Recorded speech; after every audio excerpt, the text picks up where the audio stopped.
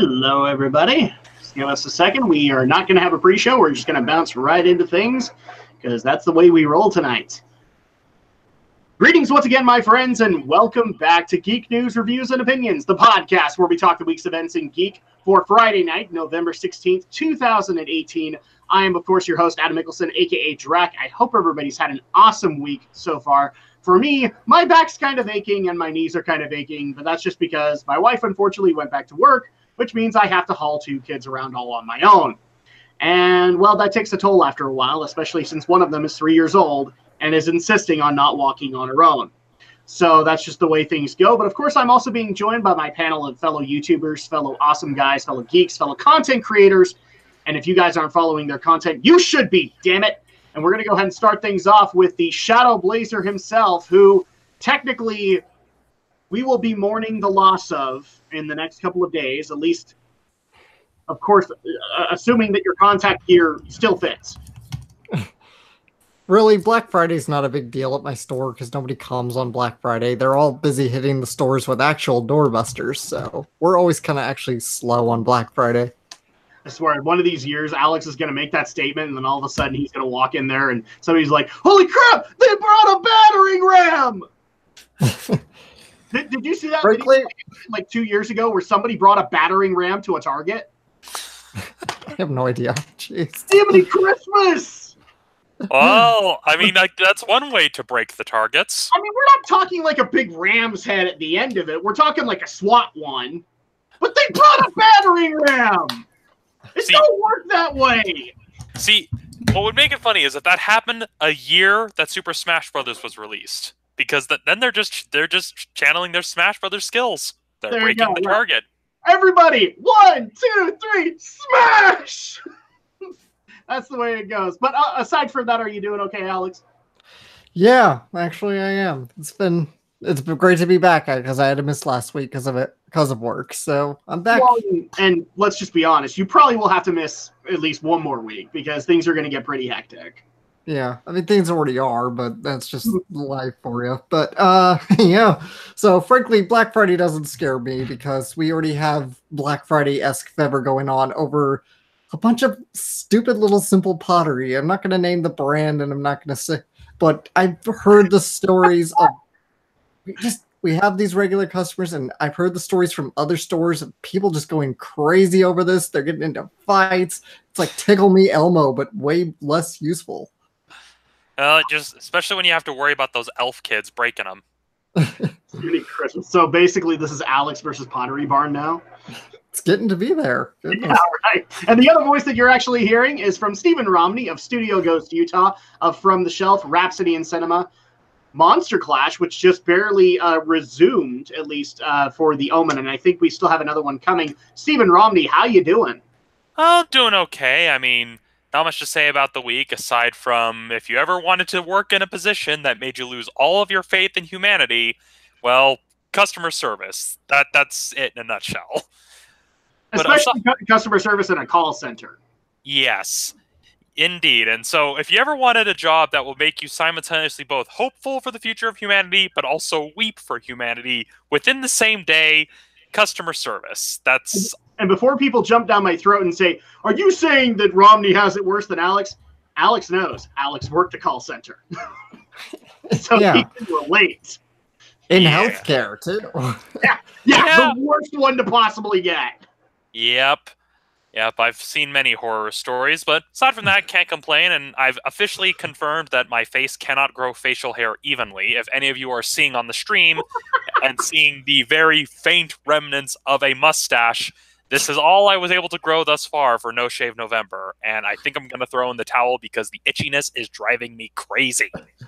My beard comes in all patchy, too. I didn't even realize either of you were participating. Well, razors are expensive, so if anyone asks me at work, that's my story, and I'm sticking with it. I remember somebody actually reached out to me on Twitter going, are you going to be attending Sober October? And I'm like, yes. Considering the fact that I'm always sober. That's the way that goes. But really quick, before we get into the stories, this is a little segment that I would like to be able to start on the show that hopefully will start things off a little bit more optimistic before we get into the bad news here. But frankly, this is what I want to try and call something along the lines of This Week in Geek, or Days in the Life of a Geek, because I have a story for you guys, and Alex is already going to be groaning because he already knows it, because we've already recorded and given it. But since we have Romney here, I at least want to be able to share this with you, as well as the Geek News audience. You guys get first dibs on it. But this is a day in the life of a geeky dad. I was taking my daughter to Walmart to do some grocery shopping so we could get everything up to speed again. And while I do that, I was actually trying to continue to further her vocabulary. We're actually trying to get her to talk more, and so we're trying to get her to say specific things, mainly like mama, things like that. And she just barely learned the word 6. And while we were making our way through, I eventually got her to start saying the syllable E. Okay, so E. And at that point, if you have kids, you will know what's about to happen. But if you don't, there's an experimentation that then goes through the kid's mind of like, okay, I just learned a new sound. I must experiment with this sound as much as I possibly can.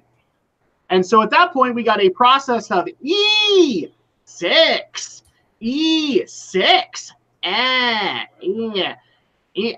sex. And eventually, when she figured out a brand new word, as most toddlers do, they like to applaud their efforts by basically screaming it at the top of their lungs as high as they can. So at that point, in the middle of a Walmart dairy section with a bunch of moms around, my daughter starts screaming, sex, sex, sex. Now, for those who are not parents, let me explain to you really quick what goes through your mind.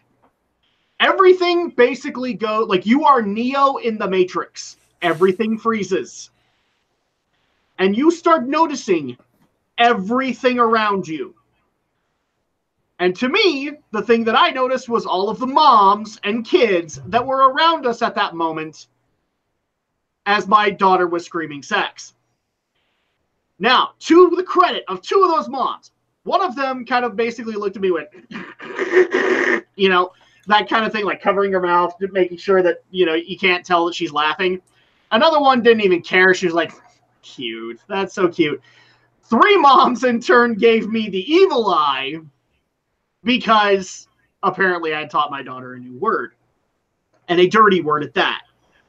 So at that point, and what made it even worse is I actually didn't know this, and Alex doesn't know this. One of them was my neighbor. One of the moms that was mad at me. So she instantly recognized me, and now I'm the evil neighbor.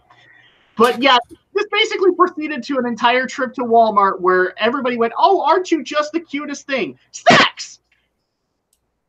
And immediately like, "Oh, okay, well, we're just going to go ahead and back away from your child. That's a cute child right there." It got even worse when I actually checked out of the store, and we had this nice little, I want to say she was probably 50s. And she's like, "Oh, isn't your daughter just precious?" And wanted to give her some candy. And my daughter's response was sex. Immediately, that lollipop started getting retracted.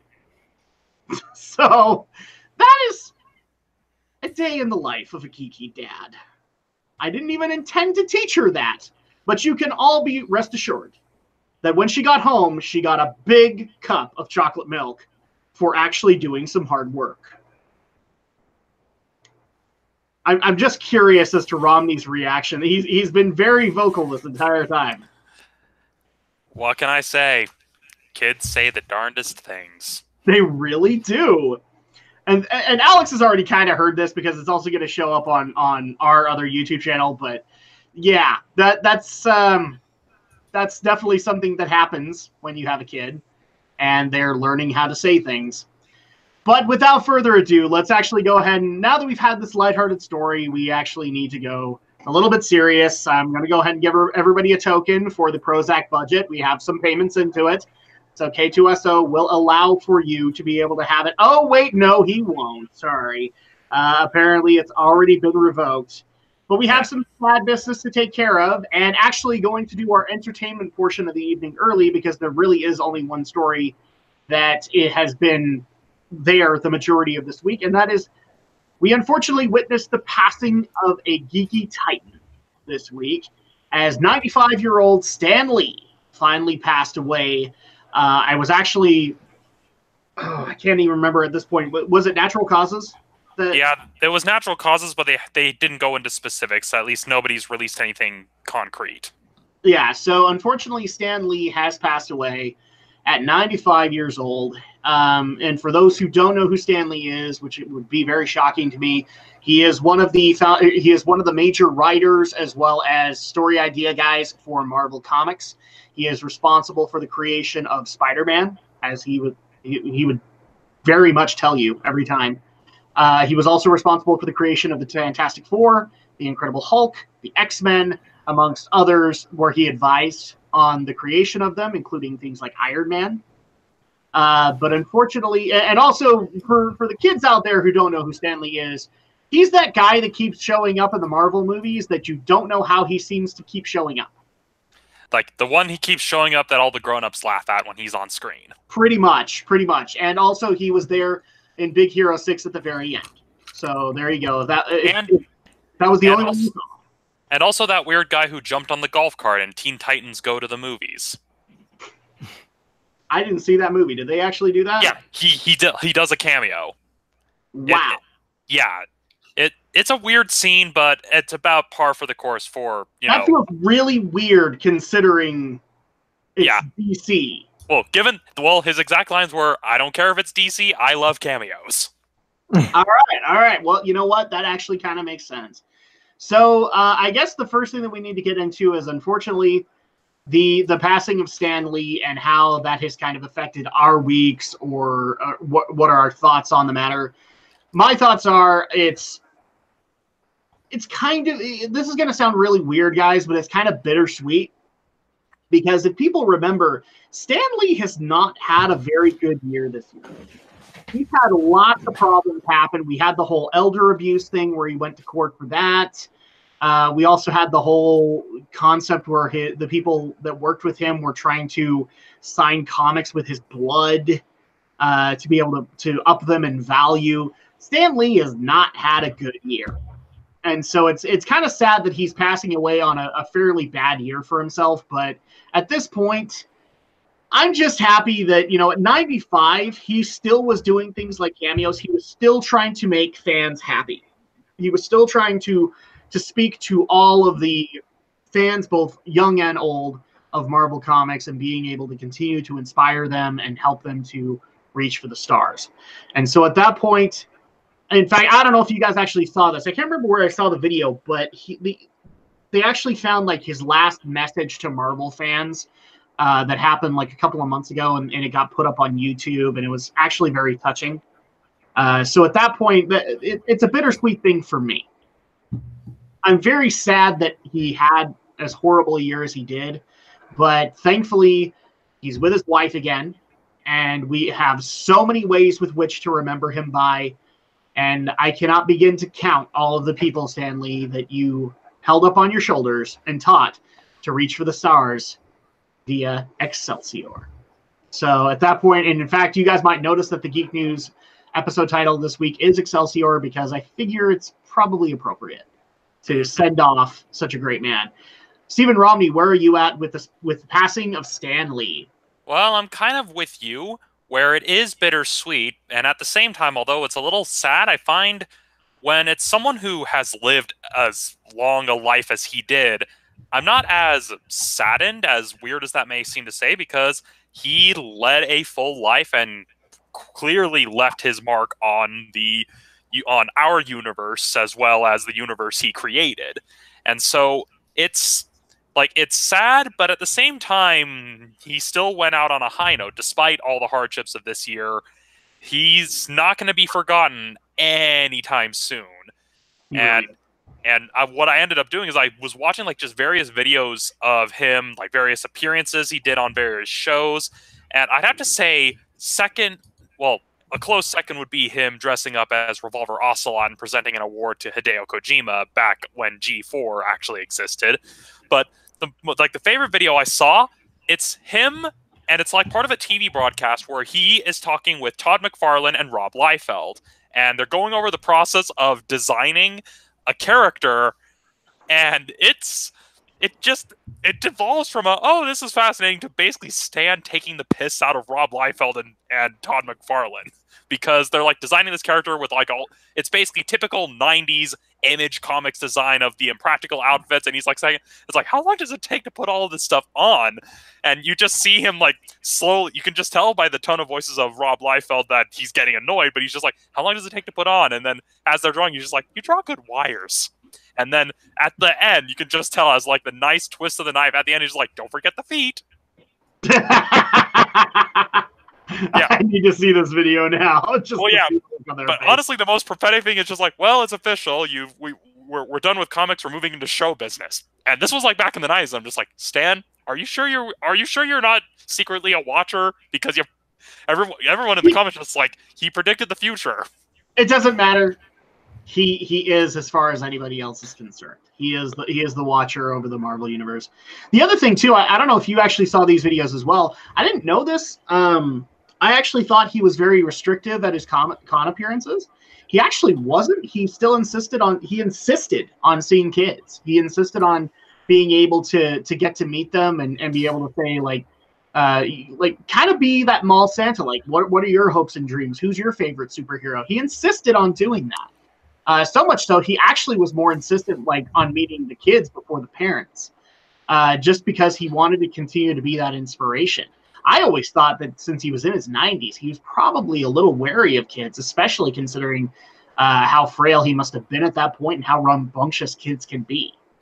Yeah, and it's especially telling because I remember in one of the videos I saw was an interview of him talking about how he would do his soapboxes and the issues of a lot of the comics, and it's very telling where he's just like, hey, I wanted it to feel like when someone bought a Marvel comic, they were visiting an old friend, which is why he did the soapboxes, rather than just it being like a magazine that people buy, read once, and then throw away. Yeah. It's one of those things that, he did so many things for the comics industry as well as other media that he is going to be sorely missed, especially considering like how much he legitimately cared. A lot of people want to make the claim that in his old age, like he didn't, because you weren't able to get that autograph from him. But he did, and he was able to do only as much as he possibly could. But he was 95, for crying out loud, guys. And there's just not that much energy at the end of the day. I just remember the joke at one of the years for Salt Lake Comic-Con before they changed to FanX, how Lou Ferrigno was the guy who convinced him to come to Salt Lake Comic-Con. And so there was just this whole running joke of, oh yeah, we sent the Hulk to get Stan Lee.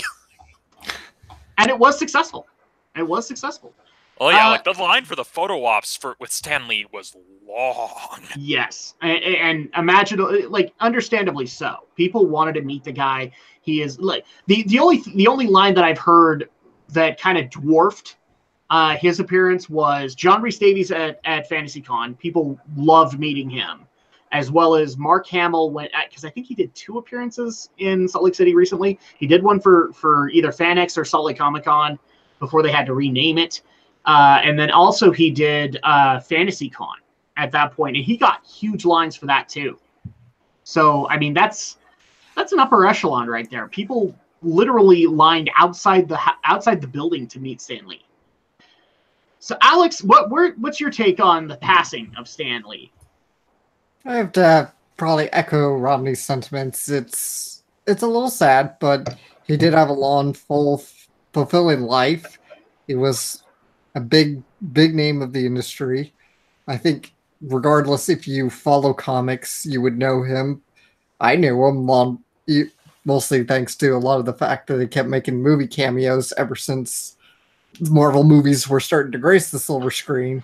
Yeah. And before it became the running tradition of the Marvel Cinematic Universe. So I knew Stan Lee for that mostly. I also knew a little bit because I've seen a few documentaries here and there about the history of comic books, and he was always interviewed in those. And yeah, it's a little bit sad, but it's also, I guess it's just also, I don't know the right words to put it in, but kind of happy in a way, because you do get to look back on his long, very illustrious career, and you get to know just how big of a deal and how influential and how he was as a person.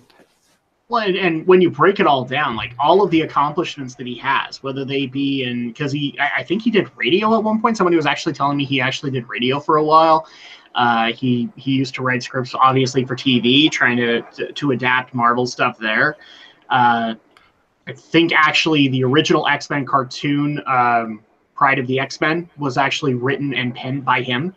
So at that point, like, you had that stuff, but then you also like you had the perfect example of a passionate geek who never lost it, who always found a different way to be able to convey his passions in different mediums. I'm sure at some point he got tired of writing the Hulk, and eventually they moved him off of it. But he still had a love for the character. Like, it's funny you brought up Todd McFarlane and Rob Liefeld. Okay. Even now, if you see interviews with them, depending on the day you actually get them, Todd is irritated when you bring up Spawn. Todd is irritated when you bring up any other character that he created. And Stan never really had that. He always was willing to answer any questions about Spider-Man or about the X-Men. And he never had an issue doing that. But now we actually kind of see, and I'm not knocking Todd McFarlane or any of the other writers. Sometimes you have bad days. But Stan never ever had one when it came to like public appearances. He really wanted to be that passionate geek in front of as many people as he possibly could. Mm-hmm. And especially, there's also a lot that can be learned from his approach to writing as well. And again, this is something that came from that same video of him effectively roasting Liefeld and McFarlane. Mm-hmm. But he also asked a lot of questions of, okay, well, who is this character underneath this very complex costume? And that was always the key thing with his approach to writing the Marvel characters. It's not a case of, oh, these are superheroes you look up to. These are heroes that are very human that you can relate to. I mean, the Fantastic Four, which was one of his first creations, it may be a case of, it is about a family of superheroes, but it's also at its core a family drama about family dynamics. And then when you consider X-Men, probably, well, at least my personal favorite of his creations, that's him using escapism to tackle the issues of diversity and racial tensions through the lens of Xavier and Magneto representing Martin Luther King's thought process and Malcolm X's thought process.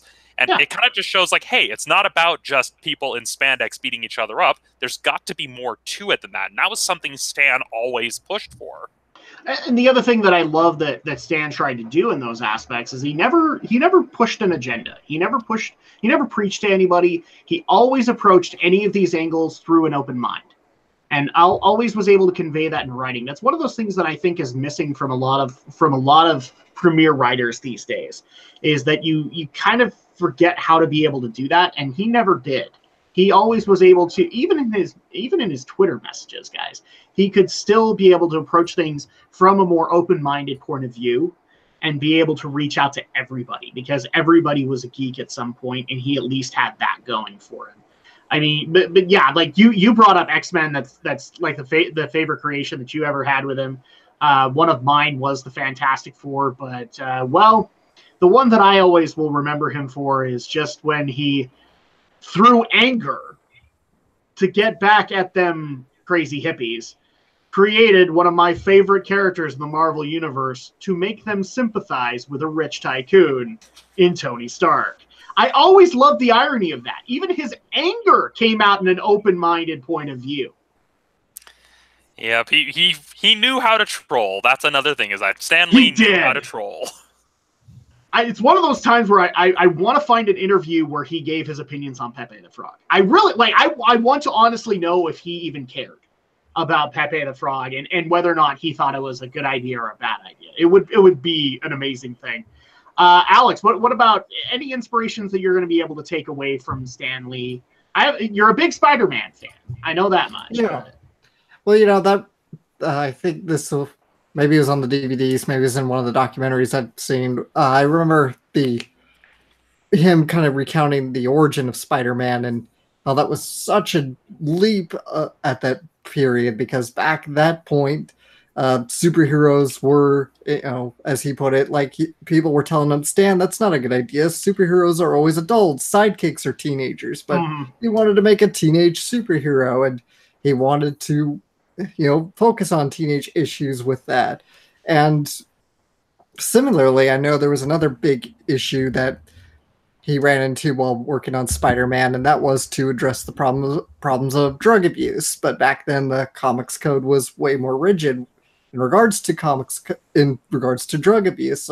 Yeah. And even though this was meant to be like an anti-drug PSA kind of comic, the Comics Code Authority wasn't going to allow it, so he's just pushed for it. It's like they're not going to approve this anyway. Let's just push it without the comic code seal without the approval. authorization. Yeah,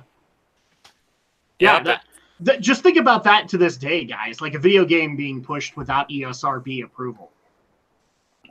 It's unheard of these days. And yet he did it with the Comics Code Authority literally on his neck. Yep.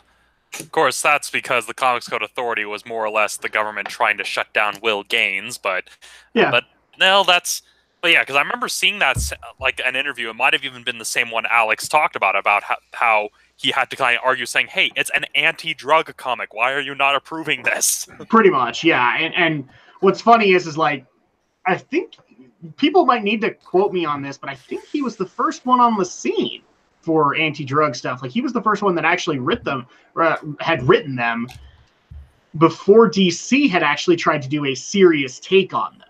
I mean, DC had done like the occasional don't do drugs kind of montage that the 80s and 90s are known for, but actually trying to tackle the issue, I don't think it was done in DC seriously since probably Roy Harper was basically made a crack addict. Well, yeah, I mean, especially when you consider, and again, it goes back to that fundamental difference between Marvel and DC. DC is all about the squeaky clean image, heroes you can look up to, whereas Marvel, it was always been about heroes you can relate to. I mean, yeah. you have Tony Stark, a rich billionaire who, for a while, was trapped in an iron suit, and then you also later on had the Demon in the Bottle story arc, where it is literally the storyline of Tony Stark tackling alcoholism. And so it's kind of the case of, hey, these aren't just like superheroes that, oh, they're like role models. Like, no, these are real people with their own flaws and problems that they have to deal with, in addition to having to save the world every day. Well, not only that, but one of the things that I've always loved about Tony is that Stan has no problem writing flaws into his characters. And you brought up the Demon in the Bottle story, but keep in mind, Tony has been kind of a relapsing drunk for many, many years. He always, like, once things get extremely hard for Tony, he opens a bottle. And it's one of those things where he curses himself for doing it, but at that point he doesn't understand any other way to tackle or cope with the situation. And I like the fact, because you mentioned it, he tried to create characters that you as a person could relate to, that felt more mortal, compared to what DC was doing at the time, where Superman wasn't all that easy to relate to. He was a good guy, but he was all powerful. So at that point, he's not really all that easy to relate to. Batman really wasn't. He was dark and grim. But he was, what was that? Like, he was dark and grim, but he was also rich and, again, kind of out of touch with everyone around him. And that was the problem that DC kind of had, is all of theirs were out of touch symbols, whereas he decided, as Alex kind of pointed out too, he insisted on Spider-Man being a teenager. Why? Because it was easier to relate to him. And you know what? He was absolutely right, because at this point, you have an entire generation now who love Spider-Man. Mm-hmm. And it's also just fascinating because you also have, like, other outlandish concepts that people probably would have argued, and this may, like, get me flamed later, but imagine an idea of, like, oh, a superhero that would probably be flagged as, like, being PC or being done for brownie points. But, well, he took the idea of a blind lawyer from Hell's Kitchen becoming a vigilante, even though, just, like, in spite of his disability, and actually becoming a really damn good vigilante who also had his own moral conflict because he was a devout Catholic who was literally dressing up as a devil. Yeah. And so, I mean, something like Daredevil probably wouldn't happen today if it was just pitched normally. It would be met with so much backlash, but back then it was a case of, hey, a blind superhero? That was a big deal for a lot of people. Or another one that I love to bring up, because here's the thing. Stan tried to create Superman a number of times. He tried to do it, and he could never really successfully do the formula. It actually took other people in Marvel to do it. But one of the greatest creations, since you brought up Daredevil, is one of the characters he tried to make a Superman clone in Luke Cage, but he instead took it a different direction of like, okay, you're indestructible. That's awesome. What happens if something gets stuck in you? How do you heal from that? How do you heal from a cold? That's internal. That's not dealing with your indestructible skin. And so we had some really awesome characters that came out of him trying to him trying to create other characters. And therefore we have this whole other slew of characters that are awesome in their own right compared to. So go ahead, sir. And that's why, like, one of my favorite quotes from him, and this was actually on a story that we covered back in the Radio SLCC days, when when we were discussing, well, Fan 4 Stick, when it was in development. Oh, no, is this coming? Is this coming? Yay! I love this one. Well, like, because, like, the quote, I'm not sure if it's the same one you're thinking of, but it was the basic idea of, like, where he basically said, instead of just, changing the race and all these characters, why not just make new characters? Yeah, exactly.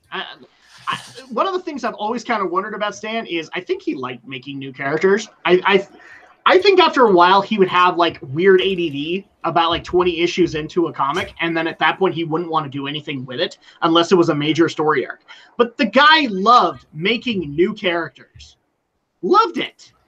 And so at that point, like he interjected logic there that if you don't like the fact that Captain America is white, or if you don't like the fact that Luke Cage is black, create a new character and run with what you think are the strengths of that character, and then try and create new weaknesses from it.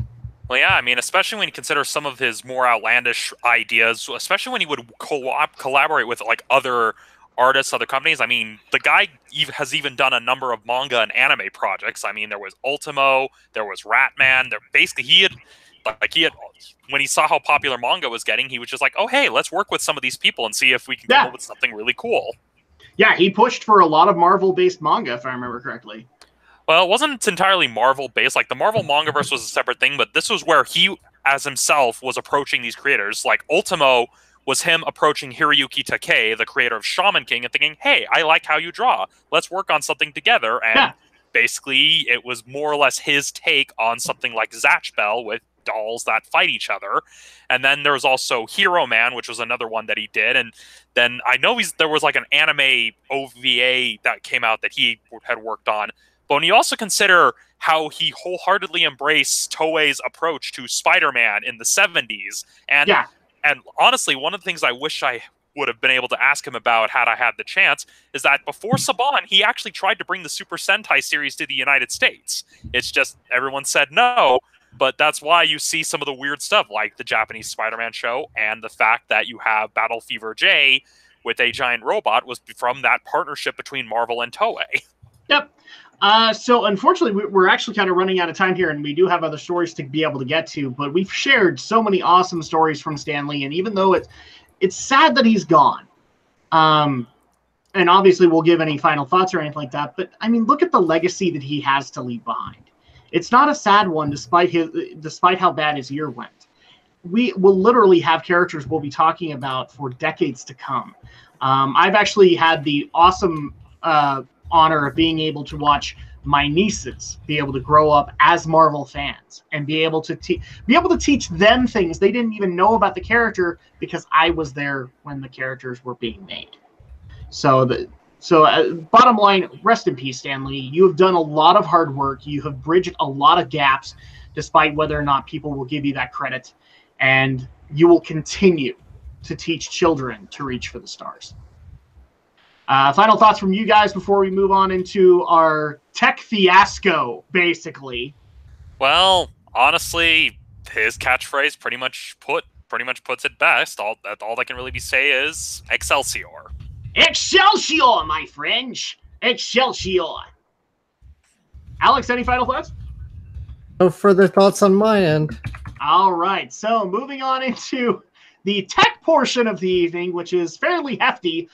There were entertainment stories, guys, don't get me wrong, but there was just so much tech that needed to get out of the way, and especially by you guys' request, that we just have to kind of hammer this stuff out.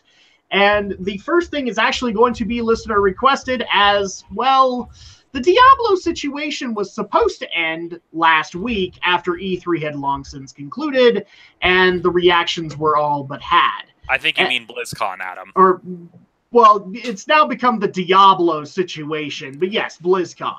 The BlizzCon debacle. Well, it's just because you said E3. That's why I was correct. Oh, did I? Oh, crap. Okay, my bad.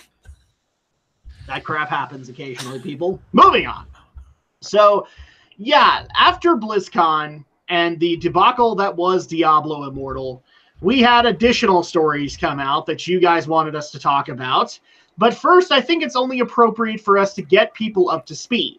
People who have been able to listen to our last week's podcast know how me and Romney felt about the Diablo Immortal situation. However, one of our panelists was absent at that point, and frankly, I already knew this. He has some things to say on the matter. So, really quick, let's catch everybody up. Alex, what was your thoughts on the announcement of Diablo Immortal, as well as the backlash that happened shortly after? Well, I'm not a Diablo player myself, but, you know, following the news and hearing, I first heard about it from you, so I was really surprised that Blizzard made this dumb move. And I think it is dumb. I know I'm the outsider looking in, but I think there was a quote, there was a comment I saw on some YouTube video somewhere. I think that really sums it up very well. Right, it's like going to a vegan convention and them announcing a new meat seasoning. Well, of course you got to expect there to be blowback, because Blizzard is a company that was built on PC gamers. Nah, there have been some console dabbling here and there, but it's mostly a strong PC market. Yeah. And to suddenly say, "Oh, we got a new mobile game, guys," it's like, what? And especially when you've had a long gap between releases, especially in a big franchise.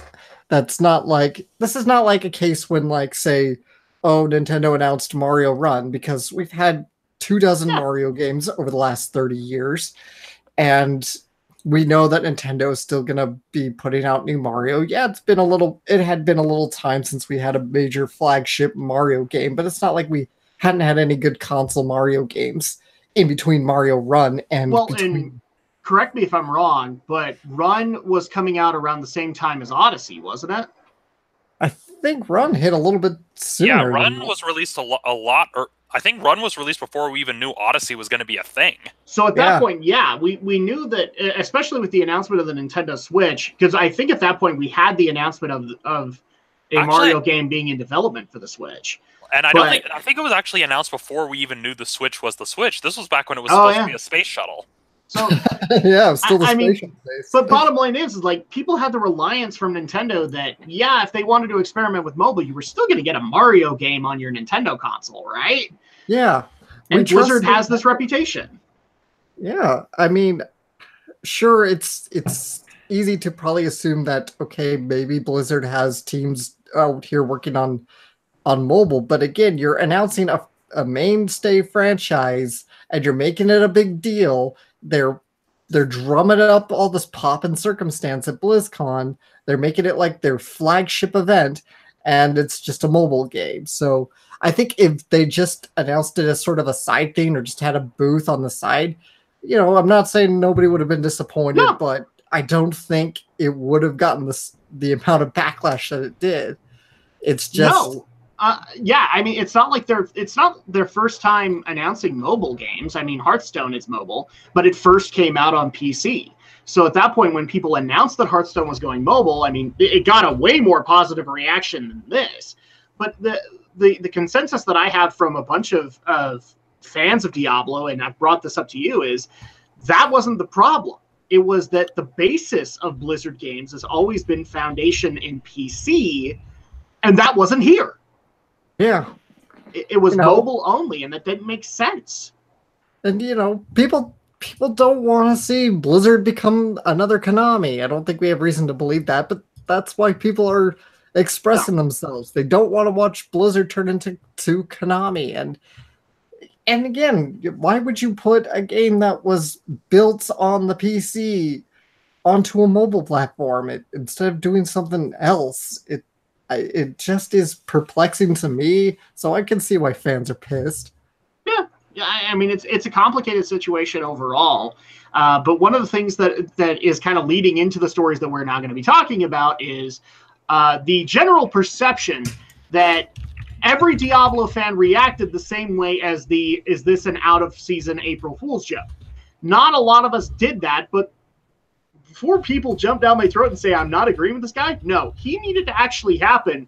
As I've shown Alex on video, there was nothing but disbelief before that Q&A. And they had already been shot down by Lord Fluffy, who had actually asked if it was coming out on PC. And so at that point, no, it's not insulting. He was literally thinking what everybody else in that room was thinking. That's how outlandish this whole thing was. So at that point, moving into the stories that we have this week is in regards to the backlash, as prominent YouTubers have decided to make their opinion known on the Diablo situation.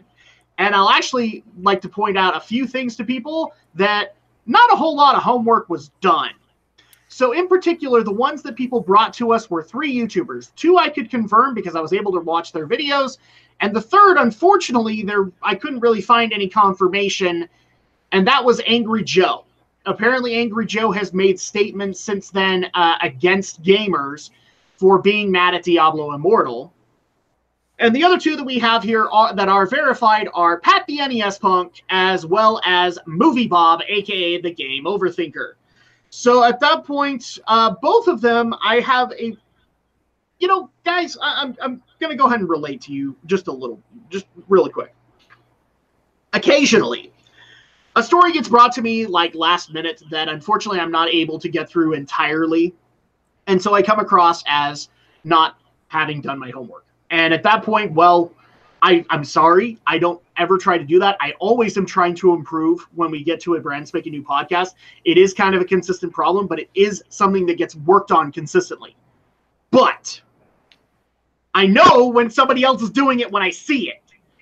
Which is when you look at the statements that both Pat the NES Punk, I can't speak for Angry Joe because, again, I was not sent anything saying that he did this, and I wasn't able to read it. But with Pat and with Movie Bob, it was very clear that all they read was Diablo fans lash out at Blizzard.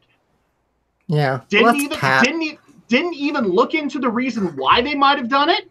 Didn't even look into the concept of what was actually going on. That's the way they literally approached it. Sorry, I interrupted you, Alex. Yeah, that doesn't surprise me. I listened to that CU podcast myself before knowing that there was going to be backlash. I think the backlash happened after the podcast came out. I listened to it and I'm like, yeah, it was like 3 or 4 days, and then they put up theirs. Yeah, so it was, and that's a problem Pat Contry has a lot, is he never really researches the topics, which he always seems to piggyback a lot on Ian to really understand topics. I just find Ian didn't even do his homework. Yeah, well, I mean, Ian's always got contempt for people like that, so the extent of Ian doing his homework was me. Yeah. And for people who are listening to this, I'm doing the fake jacking off that he was actually doing on his podcast. That's how much homework Ian actually did on the situation. Sorry. I'm sorry.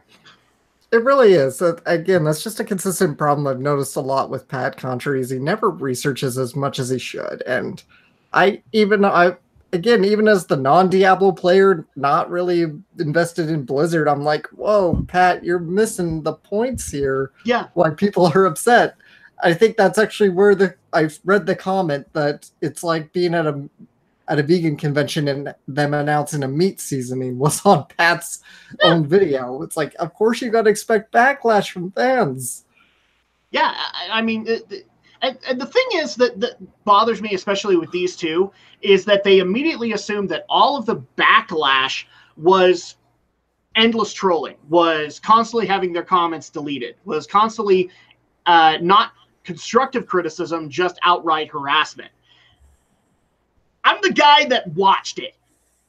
I know that there was actual constructive criticism that was being leveled in the comment section of that trailer. and was being deleted. Okay?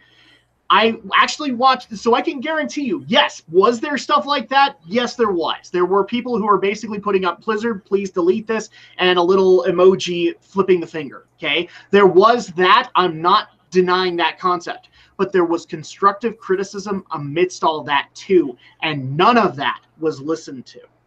None of it.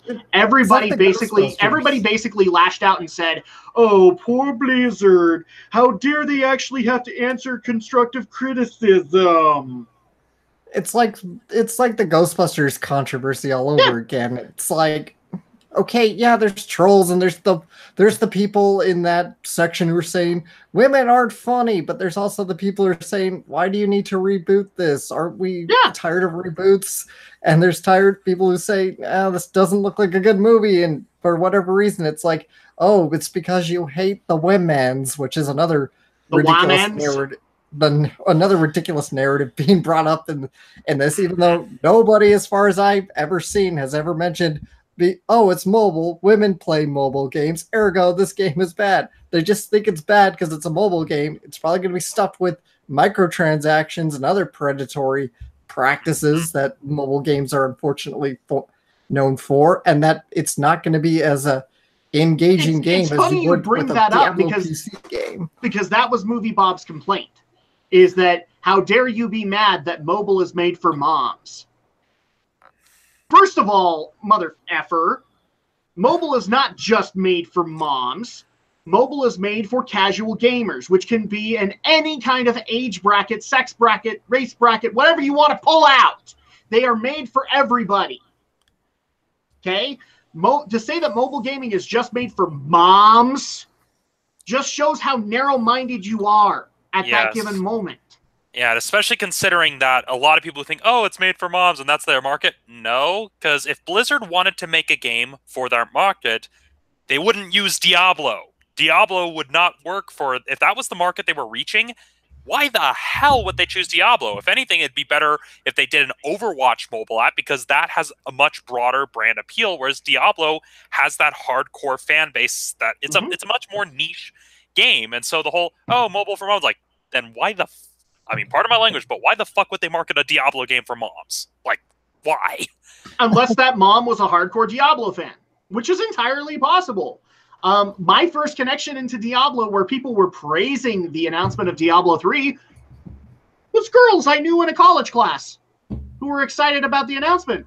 I had done my homework and went, well, this actually has a lot of potential. And one of them said, no, you don't understand how much potential it has. Okay? So, yes, those people kind of exist. But to say that everything exists in these narrow brackets, even I'm going to look you in the eye and say, well, that's narrow-minded. That's almost sexist. That's almost racist. That's all the things that you accused everybody else of being. So at that point, the other thing that I would also like to point out, since apparently you couldn't find any constructive criticism, Pat the NES Punk and Movie Bob, even though you're not going to watch this, is I have two. One of which, action RPGs aren't going to work on mobile. You have to make split-second decisions. How are you going to feel about making those said split-second decisions with a swipe?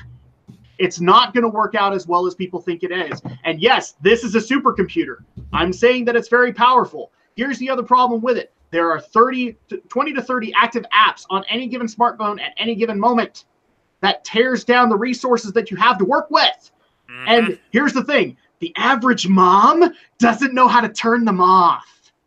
Yep. So you have to actively run through those. Or occasionally, you might actually run into this problem. Alex, don't you guys have phones? As a matter of fact, I do. Not a smartphone, but I have a phone, not a smartphone. Do you want to know what's really funny that I've actually come across in this entire week? Diablo fans have outdated phones. Why? Yes, because they spend so much money upgrading their freaking PC. Not everybody's rich and lines up every day to get the latest iPhone or SG, okay? Not everybody's early adopters. Yes. And the funniest thing is Blizzard has a reputation for making things as low-end as possible, and yet people continue to build high-end PCs to play the Blizzard games at the highest capacity that they can be played. The other thing, too, that I'm also going to point out is my second argument, which is the mobile market itself. It's filled to the brim with predatory practices like microtransactions all over the damn place. If you don't think that they actually do exist, I'd like to refer you to Electronic Arts when they announced Command & Conquer Rivals, which we will be addressing later on this evening. Yep, and another good example, Harry Potter, Hogwarts Mystery, the game that will literally leave we just your barely covered that! Yeah, a game that will literally let you watch your character get strangled by the devil's snare until you pay money to move the story forward. Hey, Alex, do you want to free your character from Devil's Snare? That's $1. Yeah. Hey, Alex, you want to be able to unlock a new character in in Neptunia for mobile? That's $1. It's like, you want to get a loot box that gives you a small chance of getting the Ryu Ranger in Power Rangers Legacy Wars? That'll be $5. Hey, Adam, do you want to play that Transformers game and be able to play as Optimus Prime? That's $1! Oh, hey, did you go into an RPG battle underprepared and underleveled and you lost? Oh, want to continue your game? That's $1. That's $1! These are two problems already. Two constructive criticisms that are being leveled towards Diablo Immortal. And nope, they don't exist. Everybody who loves Diablo is just a bunch of racist haters. Yeah, I guess to paraphrase RoboCop, I wouldn't buy that for $1. No, I probably wouldn't either. But yeah, to kind of wrap things up with it, there is additional news that we can get into because I'm not going to sit here and continue to inflate the egos of Movie Bob and Pat the NES Punk for simply mentioning them. But there was actually another thing that you guys wanted to address, or us to address. There was an impromptu shareholders meeting that was held shortly after BlizzCon where Alan Adham, who has a lot of people didn't actually cover this correctly. Alan Adham has actually been there since the creation of Blizzard itself. He left for a while to go pursue a banking career and then eventually came back. And now he's more of an advisory role in Blizzard's development. But he is one of the founding members. He was there along with Wyatt Chang, the lead developer on Diablo, as well as a few other people, including a representative from NetEase. The main problem that people are having from Diablo Immortal is that NetEase looks like, if Blizzard doesn't follow those practices, NetEase probably does. So at that point, they did have this meeting, and they made a statement that apparently Blizzard fans are supposed to be pissed off at. And I didn't find a single Blizzard fan that was pissed off at it. Which is that apparently Blizzard devs really love mobile and really like playing it constantly. They still love playing their PC, but they've been playing a lot of mobile. So much so that they are actually working on multiple mobile projects with major IPs. Now, people literally approach this from the angle of Blizzard fans should therefore be panicking because that means bad things, right? Well, again, I reached out and nobody really has that problem. In fact, a lot of Blizzard fans that I approached on the matter didn't even think that it was going to be because of predatory practices. They just thought it was good business. Why? Because look at how many mainstream properties are making its way to mobile right now. Blizzard at least has to experiment with the idea of it.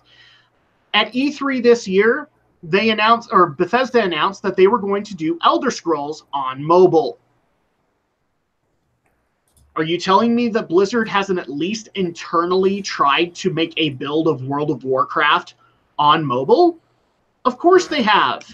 They have to be able to counter that somehow. Whether or not it worked, we'll never know until they actually announce it. But of course they probably experimented with the idea. The other example that I'd like to point out is Fortnite just made mobile. Are you telling me if Fortnite made mobile that Blizzard didn't experiment with putting Overwatch on mobile? Of course they have. There's probably a reason why we haven't seen anything on it. Probably because it doesn't work yet. So, of course, it makes good business sense to at least expand into the market and see how it's going to work. If it's the full game, awesome. But Blizzard has enough discerning to be able to say, no, this won't work. Activision is where I don't have faith. And in fact, I'm going to go ahead and say my opinion on the matter, which has been carried from the last week. None of this is Blizzard's fault. It is all Activision. Yeah, give it time. They'll find a way to put Call of Duty 4 on mobile phones. Give it time. I think they're already working on it. I think they're already working on Destiny 2. So, yeah, there you go. And the other thing that I should point out as well, because some people brought out to me, was it is actually starting to look like there's more evidence stating that Mike Morhaime, the original CEO of Blizzard, he actually stepped down this year, and J. Allen Brack is in his position now. But Mike Morhaime might have actually been fighting against a lot of these Activision-esque policies being brought into Blizzard. And now he's been basically conveniently asked to leave. And he would be one of the last founding members of Blizzard. So, yeah, this is more leaning towards Activision being in charge of these decisions as far as I'm concerned. But really quick, to Romney and Alex, do you guys have any thoughts on this shareholders meeting on the fact that they might actually be trying out mobile for major IPs? Honestly, it's not that surprising. I mean, we've already seen them foray into it already with Hearthstone, so yeah. It makes business decisions. I mean, when you consider how many games Square Enix alone has put on the Google Play Store and the number of games that Konami's put out on the App Store for Apple, it makes sense financially. Yeah. I think really what they should have done is, rather than, announce a high-profile release being made by an outside studio, maybe they should have waited until one of their own internally developed mobile games was further along in development, and have that be their way of saying, hey, here's our foray into more mobile. It's something we made in-house. And that probably would have gone over better than announcing, oh, hey, the studio that made this very similar looking like RPG for mobile phones is making a Diablo game for mobile phones. Yeah. And what's funny is that this shareholders meeting actually did what I think that the other Q&A should have done, which was they subtly hinted at the fact that Diablo 4 was in development.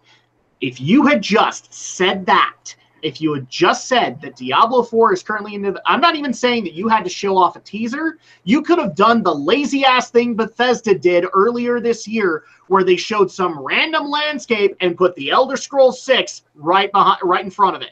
If you had done that, you would have curbed a lot of the backlash you got, because all they needed to hear was that the PC game was in development, and that it was confirmed to be in development, and we would see more stuff on it soon.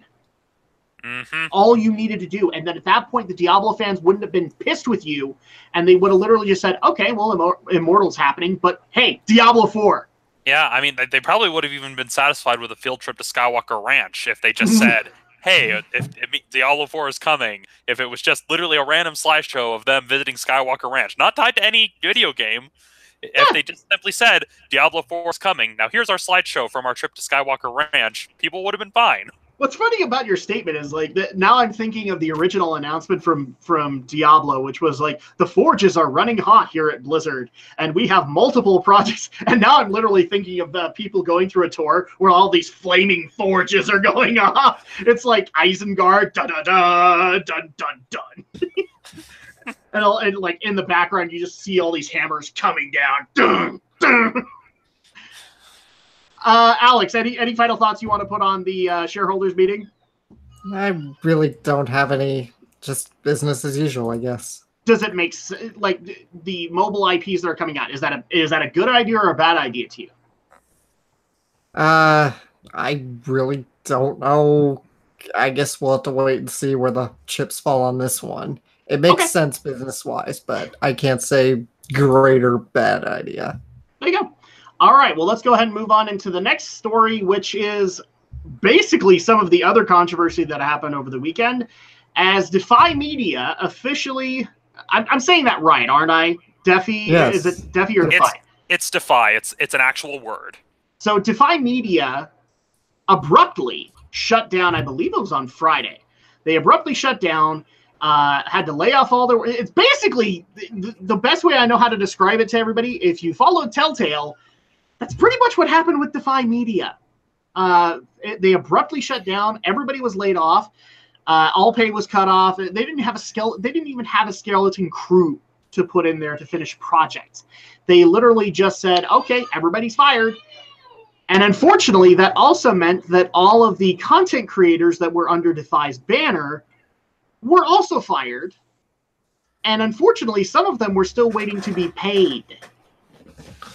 As we found out when we actually saw a few videos discussing the issue of Defy Media shutting down and the lack of notice that they got on the matter, and the fact that some of them are still months overdue from receiving any form of payment from Defy in regards to their YouTube videos. And so, unfortunately, this story is kind of a regular thing. We're still hearing about YouTubers that are complaining about Defy.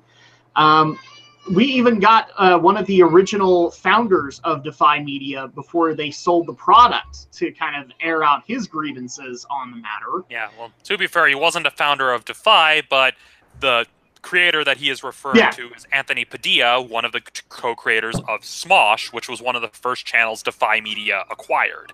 Yeah, so at that point, we got to see a little bit further into what Defy was doing behind the scenes.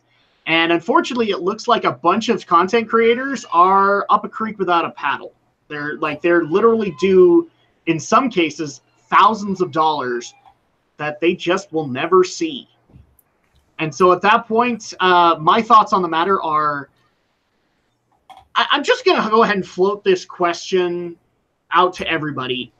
Is there such a thing as a good MCN on YouTube? Literally, even the MCNs that I followed that I thought were fairly consistent, we're now hearing have problems as well. And they have issues treating their content creators properly. And so now I'm actually honestly asking myself the question, is there such a good thing? Is there such a thing as a good, honest MCN on YouTube anymore? Well, my answer to that is, well, technically, they just don't put all of their baskets on YouTube. And like the only good one that comes to mind in the sense that they did run multiple channels, but they were basically part of the same company, and that would basically be Rooster Teeth. Because Rooster Teeth had their own operations. They also were running Screw Attack. Then they also had like a lot of these other channels. They did things right, but they also were smart enough to not rest all of their hopes on YouTube as a platform. No, they branched out, and in turn, that's how we got things like Ruby. So, I mean, yeah, you could count them as an MCN, but I mean, for crying out loud, Polaris, Maker Studios, Screenwave, I've even heard has had issues with some of their content creators. Defy was considered one of the better ones, and now all of a sudden, abruptly, they're shutting down. And from what I understand, going through very rigorous bankruptcy processes right now. Especially when you consider that some of the people that they acquired weren't even given any pay up front. I mean, as Anthony Padilla stated in his video, instead of being given any sort of upfront royalty for Smosh, they basically were given stock and being told, once the company goes public, you'll have a bunch of shares in Defy Media as a company. But Defy never went public. But can I just go into that really quick? Like, if I had as much control as, like, say, I do over this podcast, I would not be selling it off for stock options, especially if a company wasn't public. Yeah, because again, stock options are only good if the company is publicly traded on the New York Stock Exchange. Yeah. But until they go public, I mean, Simpsons made the joke with the episode in which Bart made his angry dad cartoons, was that basically, like, the stock is at zero, and Bart's like, but I have 52 million shares. What's 52 million times zero? And don't tell me it's zero! Yeah, so, I mean, that's kind of the sucky part of the situation, and it's actually to a point where I don't necessarily relate to that guy either, because the bottom line is that I hate to be the guy in the room, but that's kind of on him. You were promised stock. It wasn't even available. Well, yeah, at that point. But again, keep in mind the MO of Defy Media. They went after channels that were being run by people who were relatively young and didn't know any better. We're hearing that a lot this year. Yeah, because Ian and Anthony started Smosh when they were, like, not even in high school, when they were, like, in junior high. That was how old the channel was.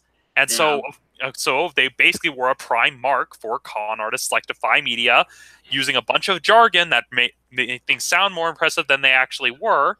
And that's how they got a lot of channels under their belts, is that they went after creators who didn't know any better. It's the oldest. It's a trick that's older than dirt. Even P.T. Barnum was able to pull this kind of crap off. Yeah. Alex, what's your take on the Defy Media situation? Well, first, counterpoint to something you said earlier, I do believe these people are going to be paid, because I think YouTube is kind of trying to mediate some of the damage here. Yes.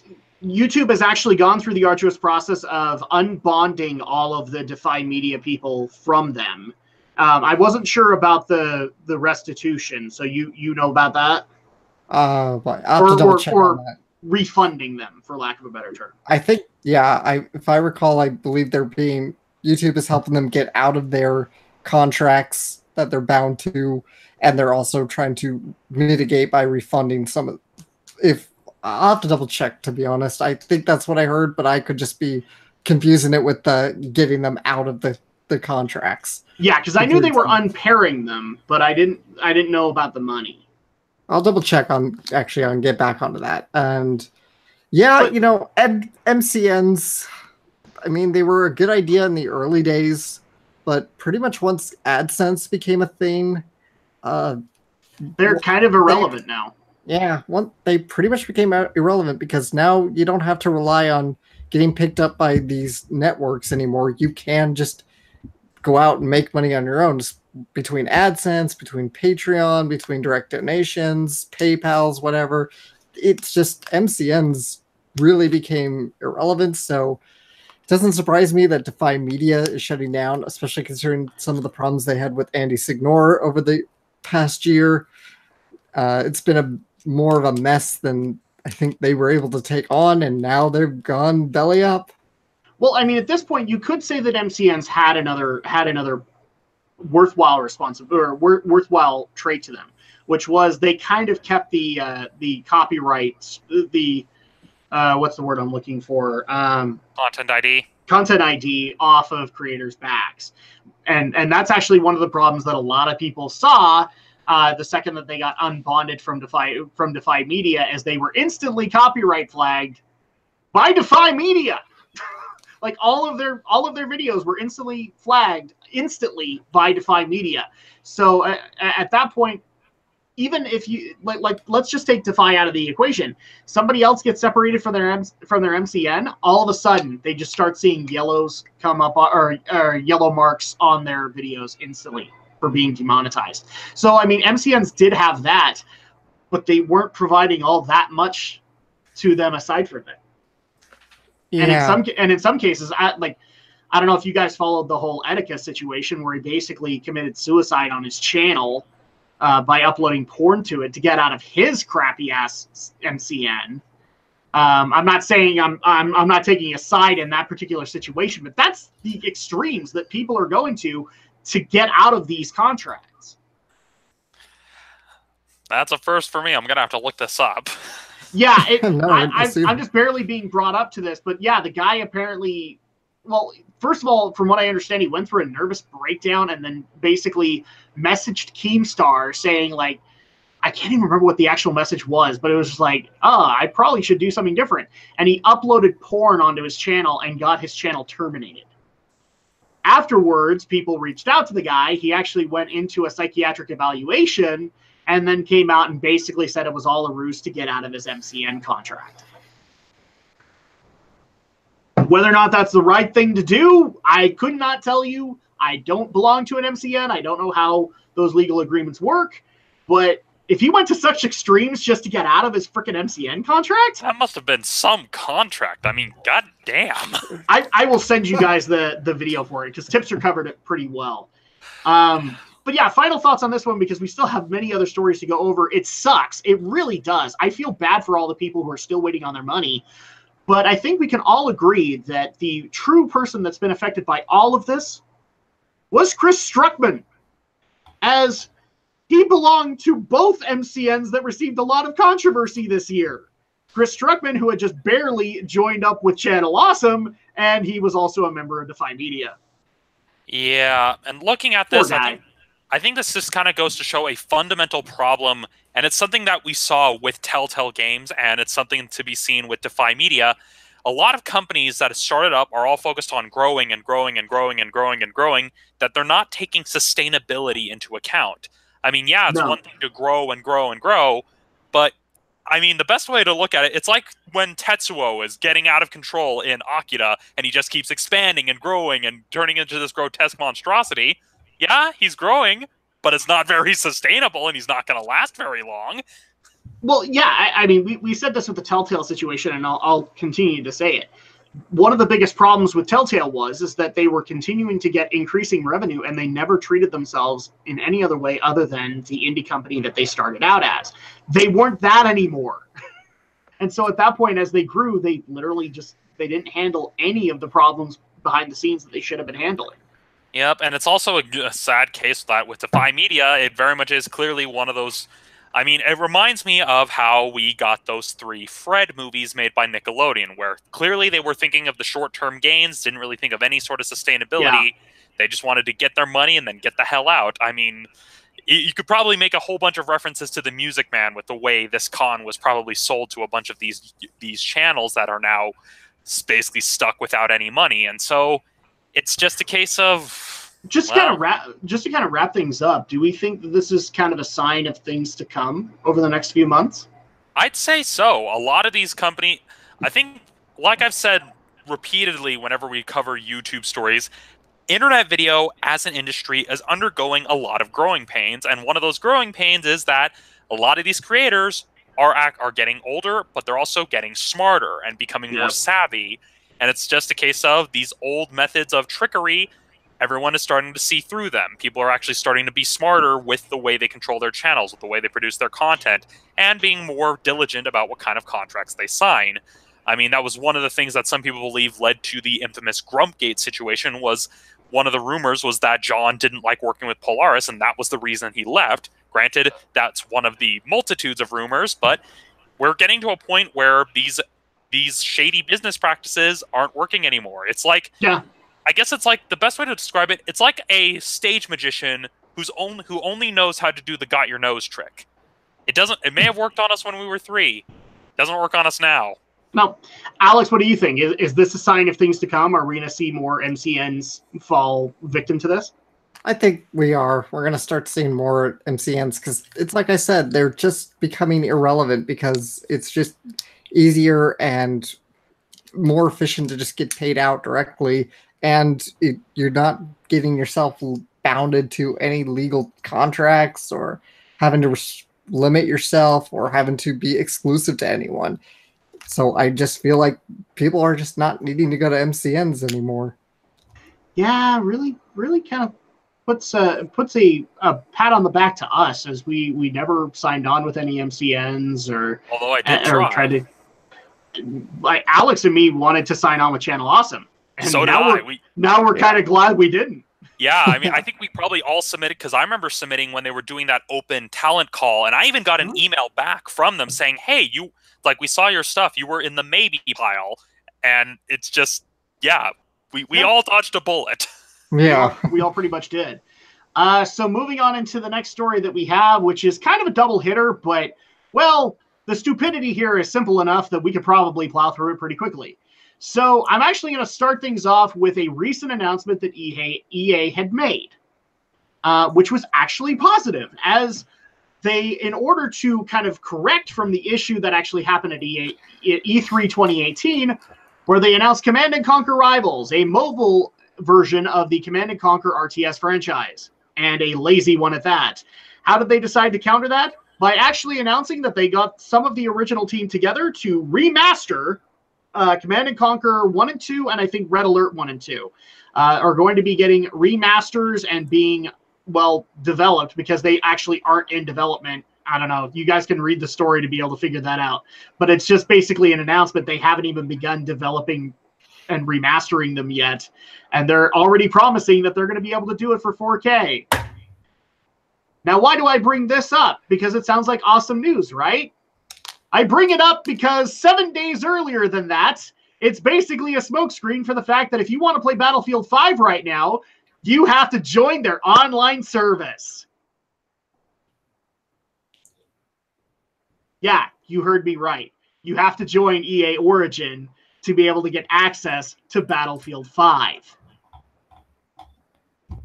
How many people actually knew that Battlefield 5 was out right now? It's been out for a week. Why did you not know about it? Because unless you had an EA Origins Premier Pass, you didn't get access to Battlefield 5. In fact, as of tonight, the regular EA Origin people got access to Battlefield 5. It's next week when the rest of the gamers get access to it. You feeling good about that Command & Conquer remastering by now? Feels kind of bittersweet. I hate to be the guy that wrecks that ruins your parade, but the bottom line is, this was a smokescreen to get a lot of the bullcrap off their back, so to speak. Alex, what is your take on the EA situation, basically trying to mask bad news with good news? Let's see. Did the sun come up today? Yes, it did. That's EA right there. In other news, the sun came up today. See, at this point, like you and me even had this argument. Like I still, for some reason, I don't know why, but I actually held EA to a certain level of standards. I didn't think they would sink that low. Well, silly me. Absolutely silly me. Stephen Romney, your take on Command & Conquer being basically a mask for Battlefield 5 requiring their online service. Well, in other news, water is wet. Okay, so apparently I was the only one that was optimistic in this situation. My bad. That was your first mistake. You held EA on a pedestal. That was your first mistake. So to bring Star Wars back into this, that is why you failed. Pretty much. There really isn't too much to hammer into this one. Yeah, I don't mean to rain on people's parade. Having remasters of the original Command & Conquers is awesome, especially Red Alert, because for crying out loud, somebody needs to keep those FMV cutscenes, those oh-so-awesome FMV cutscenes of George Takei saying you are 60 different kinds of stupid, or with Tim Curry being the leader of the Russian government. Because those are hilarious, and they need to be kept. Or how about the fact that James Earl Jones got brought in for Command & Conquer 2 to basically be the guy that he had been in so many movies before involving Jack Ryan or some other character like that. Damn it, Jack. Nice. I need you to get into that base and acquire it for us. We need that Hyperium, damn it. That's basically... That's one of the things that people don't acknowledge with Command & Conquer is those FMV cutscenes. They were hilarious. I don't even think the original director of them, who went on to play the main villain of the series, Kane, ever took them seriously.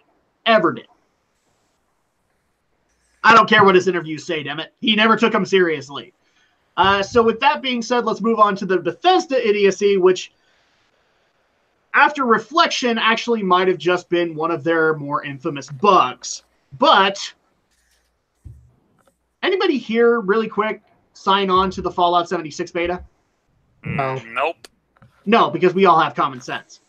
And it's actually a good thing that we had common sense. Why? Because you can uninstall it. Why? Because you haven't purchased the game, even though some people did. Now, was this malicious on Bethesda's part? Right now, the evidence is pointing towards it being just one of their more infamous bugs. It's, again, something that they should have been testing and didn't.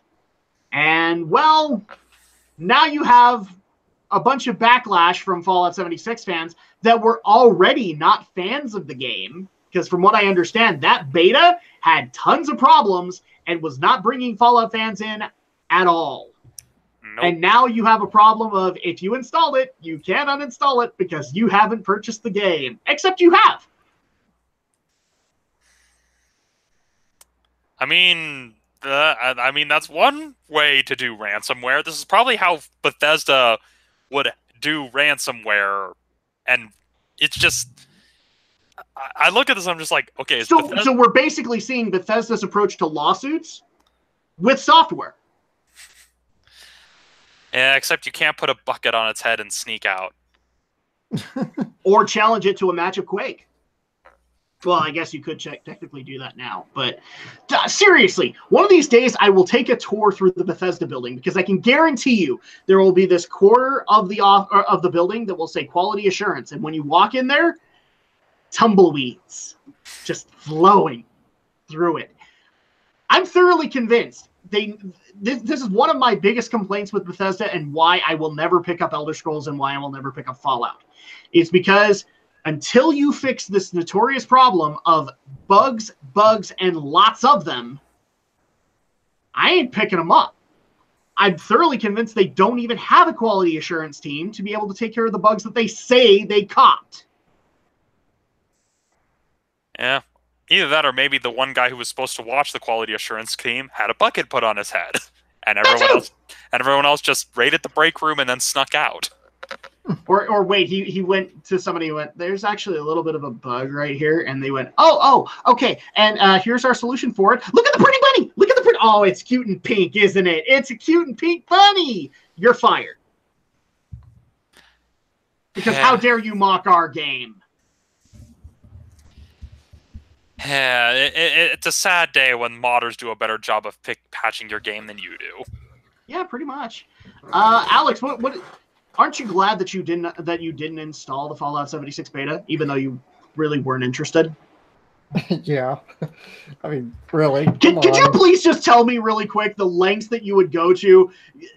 Dragon Shadow fans will be able to hear this later, but I actually want him to do the rant here, like the lengths he would actually go to if this actually happened to him.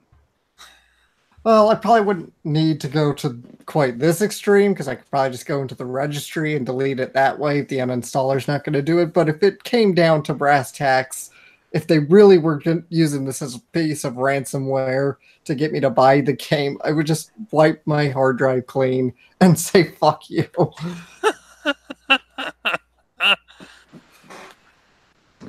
Do you want to know what's really funny about that, Alex? What? Some people took your advice. I'm not even kidding. I actually found a few friends that did that, and thankfully they had it on a separate game PC that was in the kitchen or something like that. They wiped them clean because they didn't want anything to do with Fallout 76, especially when they got that error bug, which basically is saying that even though they purchased the game, they hadn't purchased it. Jiminy Christmas. People have actually gone to this length. Yeah, well, I guess the next level above that is performing an exorcism. Oh, there's no saving a PC if it's been possessed. Well, I mean, talking to a guy who's built PCs for most of his life, there's no saving it once the PC starts coming out. Yeah, that's true.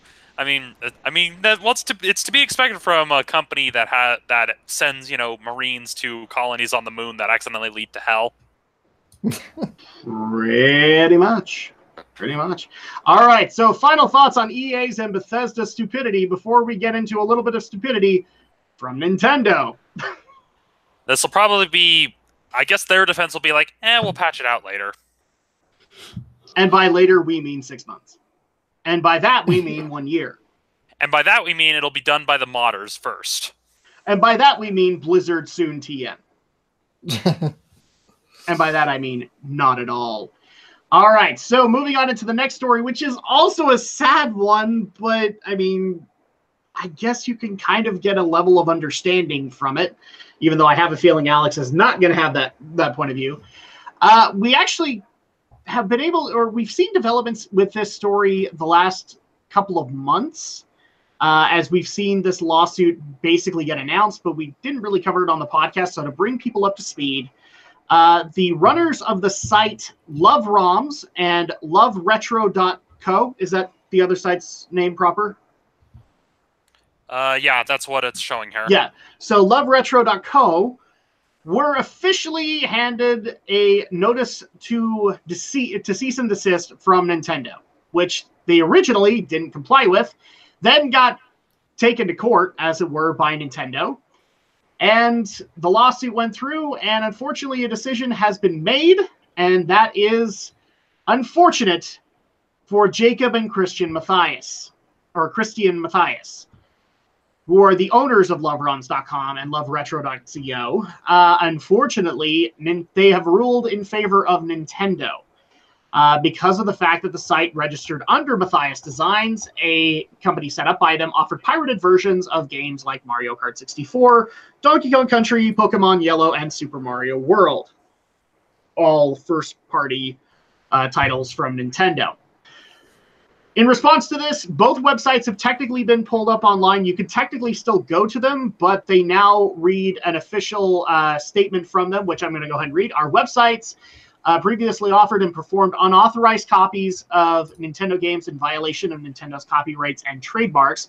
Love ROMs and Love Retro acknowledged that it caused harm to Nintendo, its partners, and customers by offering infringing copies of Nintendo games and has agreed to cease all such activities. To access legitimate Nintendo games online, please visit Nintendo.com for information about the Nintendo Game Store. That's basically what you will get if you go to these sites now. And it gets worse as the Matthias couple, or the Matthiases, are going to have to pay a whopping eyebrow-raising $12.23 million in damages to Nintendo, as well as have their Nintendo products seized. Wow! Okay. Dang it. I know that look, people might be able to state my stances in previous podcasts as well as previous videos on piracy. I'm not a big fan of it. I don't like going down that route, but holy crap. Even to me, this punishment seems a tad excessive. $12.23 million owed in damages to Nintendo. Keep in mind, guys, they weren't charging for these things. If they were charging, we might have something to talk about. They might have been able to who knows, be able to pay it. These ROMs were being offered free. And some of the ROMs that they offered were third party. They didn't belong to Nintendo. Those aren't accessible anymore because of the fact they offered first-party ones. Now, it's funny. It's also interesting that a lot of ROM sites now are officially no longer offering first-party titles. They literally scrubbed their servers clean of anything first-party from Nintendo in response to this ruling. Jiminy Christmas. I mean, I'm blown away by this. And I've seen speculation online going, Nintendo probably won't pursue the $12.23 million. But a lot of people didn't think they'd pursue the seizure of Nintendo products from the Matthiases. And from what I understand, that's already taken place. They have this many days to comply. So I'm left speechless. I mean, this is technically a lawsuit that Nintendo would have won. It just feels kind of dirty in how they won it. Yeah, well, their goal here, I mean, as some people in the comments of the article have been pointed out, the ruling itself is not the point. That, like, the money and the seizure, that in and of themselves aren't the end goal. The idea is that they want to, they basically used this couple to set an example and basically say, yeah, you see what happened to these two? We'll come after you next if you mess with us. That's like the mafioso who leaves the horse head in your bed. That's pretty much what they're going for here. Which, I mean, technically, I've seen Blizzard also do in the past when they went to war against gold farmers for World of Warcraft. And they approached these guys just as aggressively as Nintendo approached Love ROMs. And I hate to even say this now just because of how speechless it's left me, I was on Blizzard's side there too. Because of the gold farmers and the fact that they were hacking people's accounts and kind of destroying those accounts to be able to get the money that they were then selling online. But I mean, Blizzard approached them just about as I would actually say Nintendo was probably a little bit more aggressive, but Blizzard approached those guys fairly aggressively too, and they got applauded for it. Not the case here with Nintendo. Yeah, I mean, I think it's just very much a case where the settlement and the seizure, it all seems pretty extreme, but that's what Nintendo is going for. They want everyone else to basically scatter and run for the hills. And there's a lot that still needs to be kind of settled when it comes to video games and how they are handled under copyright law. it kind of raises the question of, okay, well, will any of these video games ever fall into the public domain? And if so, how long and what would it take for such a thing to happen? Yeah, some of those games don't even, like, their companies don't even exist anymore. So at that point, like, they're just inaccessible, period, because Nintendo will never pick them up. Indeed. So, Alex, your take on the Love-A-Rom situation? This is... yeah, Nintendo's definitely wanting to send an example, but it's just unnecessarily excessive. It's a waste of time. It's a waste of money. Just litigating piracy is pointless. I don't know why companies waste time doing it. You want to combat piracy, then you fight fire with fire. You find a way to release your product, and you make it in the most convenient, simple, easy of access way. Look, everybody loves free stuff. I know. No, I'm not saying piracy is going to go away forever, and that there won't be the people who just want it for free. But there are plenty of people that are just as willing to pay a little bit of money for it because they like the product. It's otherwise Steam shouldn't exist. The Nintendo eShop shouldn't exist. The Virtual Console should never have been a success as it was. Right? People will pay for it. The problem is Nintendo is really shitty about making their games accessible in a way that is convenient. Their current eShop market, their replacement of the Virtual Console, as far as I hear, is an absolute mess and a disaster in itself. Obviously, not everything is ever there. You've mentioned before, there's a lot of games that have been left scattered to the winds because the companies are gone, and it's essentially abandonware. So really, what was really the point of this? I mean, did Nintendo really lose that much more money by having sites have a few ROMs of their first party titles, some of which are, yes, available on the eShop, some of which I've even bought myself, and yes, some of which, by the way, are not available.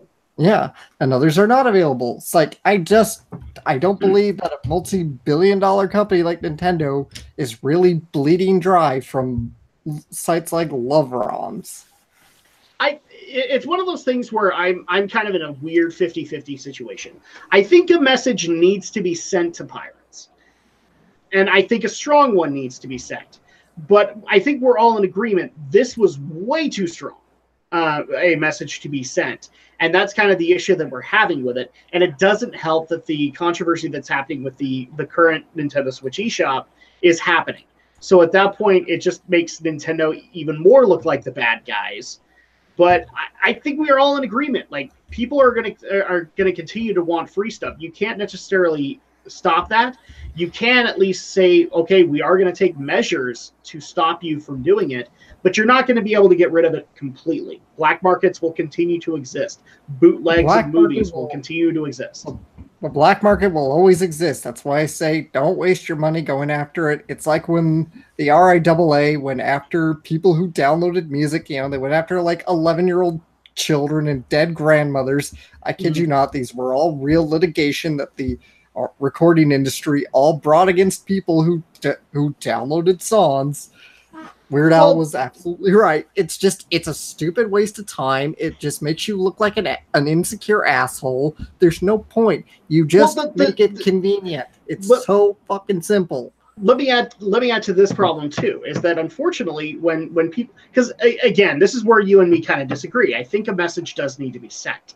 I think that a strong position against piracy, because I got to look at it from my end. Like, I create stuff. I don't want it pirated. I've actually had it attempted to be pirated, and I wasn't very happy about that when that happened. So I made my statement and said, either you work with me or this is done, kind of thing. That's the way that I went about it. But the other problem that also happens with a lot of this stuff is when the pirates get called out, it's not what we expect either. Like, we all expect that hardcore 90s hacker that is literally going to cover their tracks. Like, these are the guys that you're never going to catch because they are literally covering their tracks every step of the way. And those are the guys who constantly believe that everything must be free. Instead, it's the case of Jacob and Christian Matthias, where they look like honest, hardworking people that just try to deliver a service to people. and unfortunately ended up being vilified because of it. And that's the unfortunate circumstance here. Is like, I do believe that the strong stance needs to be had, but unfortunately, the people who get caught in the crossfire aren't necessarily who we expect either. Which is why I don't like it when companies just go about this. I think it's more productive of their time to improve the services and the infrastructures that they have to give this to people who will do it legally. The people who are going to do it illegally, they're always going to do it illegally. But the people who want to do it by the book, who do want to do it legit, they will go to these services. But instead of improving these services, no, let's spend several thousand, hundred thousands to millions of dollars in court and lawyers and shit to pretty much strong arm some people who just put up some ROMs. Oh, I'm so sorry. It's not like you can get GameCube games unless you go buy an old GameCube and games that might be really rare and expensive. GameCube's a bad example because the prices are starting to go up in that regard, but I've literally seen NES systems, like traditional, like came out in the 80s NES systems, go up to thousands of dollars on eBay. Okay, so like GameCubes are starting to get up there, but like their prices are starting to go up, but they were down there for a while because GameCubes were fairly recent. And you technically had another system that could act as a GameCube. But like NESs, those aren't available anymore, and they're not being made anymore. And no, the NES Mini does not count. Yeah, well, I mean, you still technically have other systems like the Retron series that have basically been filling that void. Granted, it's not a true console since they still effectively use emulation. It's just an emulator that can read the actual cart. But that's the active pattern that we're seeing here. Is like, even in the case of the SNES and NES Mini or the PlayStation Classic, they're glorified emulators. That's what they are. And so at that point, like, Nintendo, ironically, is using the very tech that they were then trying to sue the pants off of to be able to do this properly, to be able to emulate the games that are on the NES Classic Mini. Well, keep in mind, this is a company that tried to make video game rentals illegal, and this is true. And were only successful in Japan, but couldn't do it in the United States. Nope, couldn't. So, I mean, it sucks. I kind of final thoughts on this one. To me, it sucks.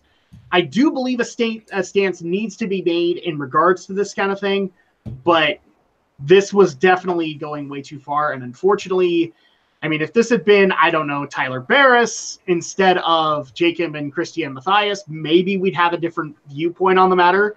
But it's just unfortunate that the people that did get caught up in this crossfire were who they were. Yeah, and it's very much one of those things that I do feel for them, but at the same time, they were technically breaking the law. They were technically violating copyright. It's just one of those cases where it sucks, but they were legally in the wrong. It's just the ruling itself and the ordered settlement, that's a bit extreme. And again, like you said, a statement needs to be made, but they could have made it in a better way that didn't come across as, for lack of a better term, petty. Yeah, true. All right, so moving on into the final story that we have. Alex, did you have any final thoughts on that? No, I think I made my thoughts clear. Okay. So moving on into the last story that we have tonight, we have some good news at least to talk about, as the Game Awards 2018 nominations have been announced. We have all of them right here. We'll go through as many of them as we possibly can. But the one that I'm pretty sure everybody wants to hear is who's getting Game of the Year nominations. So we'll go through the categories as much as we possibly can. And in fact, probably just give like really quick viewpoints on like who we think the winner should be. But Game of the Year, the nominees are Assassin's Creed Odyssey and all of their Totino's Pizza Glory. Celeste, God of War, Marvel's Spider-Man, Monster Hunter World, and Red Dead Redemption 2. Who do we think is going to take this away? It's a tough call. From what I've been hearing, though, I can kind of see it, like the three games I would put my money on, well, I'd say four, but like the three ones that I can see it being a three-way tie between God of War, Spider-Man, and Red Dead 2. Just given how much praise those games have received, Yeah. I can definitely see between God of War and Spider-Man, those are the ones that I can see those two being the strongest in the running, because those have both been universally praised. That's one of, I would actually tend to agree with you. I think that it'll come down to God of War, Spider-Man, and Red Dead 2. I think that Odyssey is probably not even in the running, and Monster Hunter World and Celeste are probably very distant in the rear. But yeah, and it's going to, I think in all honesty, at this point, we can pretty much nail down Red Dead Redemption 2 as a second, and it's gonna literally be up in the air as to who gets Game of the Year, God of War or Spider-Man, because both of them are having amazing praise this year. Yeah, and for what I would put as a possible other close second that may compete would be Monster Hunter World. That was another game that got a lot of praise and had a lot of audience, but not to the level of God of War and Spider-Man, where you had, like, especially God of War, where you had other game companies congratulating Sony on how well it was doing. I mean, that's probably the most likely out of all of the nominees, but yeah, basically it's looking good for Sony. Pretty much. Alex, what's your prediction? It's a pretty tough call because they're all really big games this year. Except, oh boy. Maybe Spider-Man, because this is a public vote and Spider-Man's huge. It's always huge. So I'm going to guess Spider-Man, especially considering some of the pre-release buzz was a little concerning that maybe it was going to go through a downgrade, but it turned out to be great and everybody loves it. But then you have to counter it with the absolute. So, like, yeah, there was questioning as to Spider-Man. God of War was endless praise. Like, everybody was excited for it up until its release, and then it got huge praise for it. That's why this is so difficult to be able to discern, is both of them were huge when they came out and did really well. And the funniest thing is that the creator of PS4 God of War has been in the media since then. He's actually been one of the biggest voices that people have gone out to for the changes in the video game industry happening this year. So, yeah.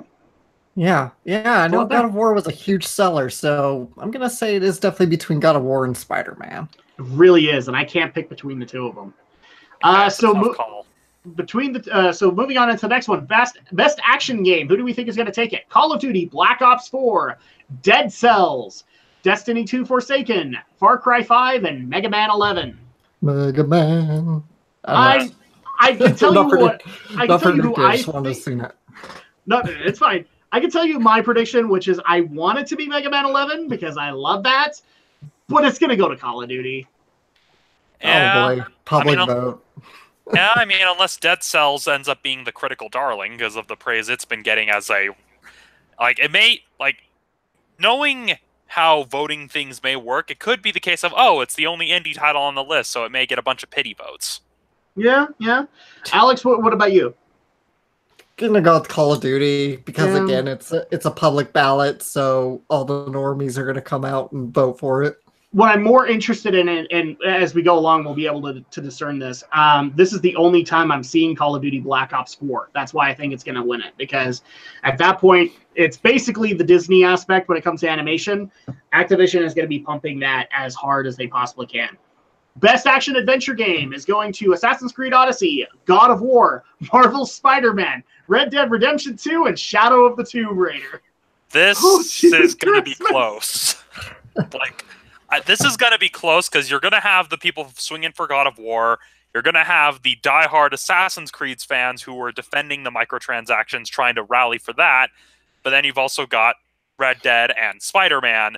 This is going to be one of those knockdown, drag-out fights. In all honesty, I don't actually think it's going to be that, because I don't see Game of the Year going to Red Dead, but I see this going to Red Dead. Because that's usually what kind of happens, is like the other... Remember, I wasn't happy when Breath of the Wild got Game of the Year, and then Horizon Zero Dawn got Action Adventure. That seems to be like what should have been reversed to me. I think that's what's going to happen here.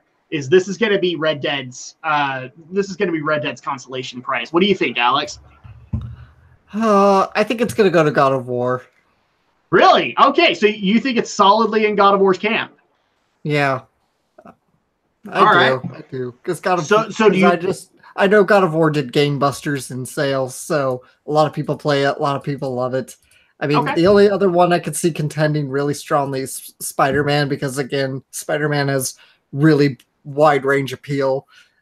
Just in general, people love Spider-Man. So, but I think God of War is going to take it. So at that point, I can feel off in the ether that a certain Brinton Volley is smacking all of us upside the head for not even giving Shadow of the Tomb Raider any consideration. I'm not saying it's good or bad. I'm still making my way through it, but the problem is, like, the way that I'm literally looking at this is it's a 4-way tie, okay? Because God of War, Spider-Man, Red Dead, and Shadow could all take it. I don't think Odyssey's going to be in there, in all honesty. I really don't, considering the backlash that's been going on with that. But then at that point, you have the same problem as Game of the Year. Who wins, God of War or Spider-Man? And I honestly think that this is going to be the consolation prize that gets given to the Rockstar fans.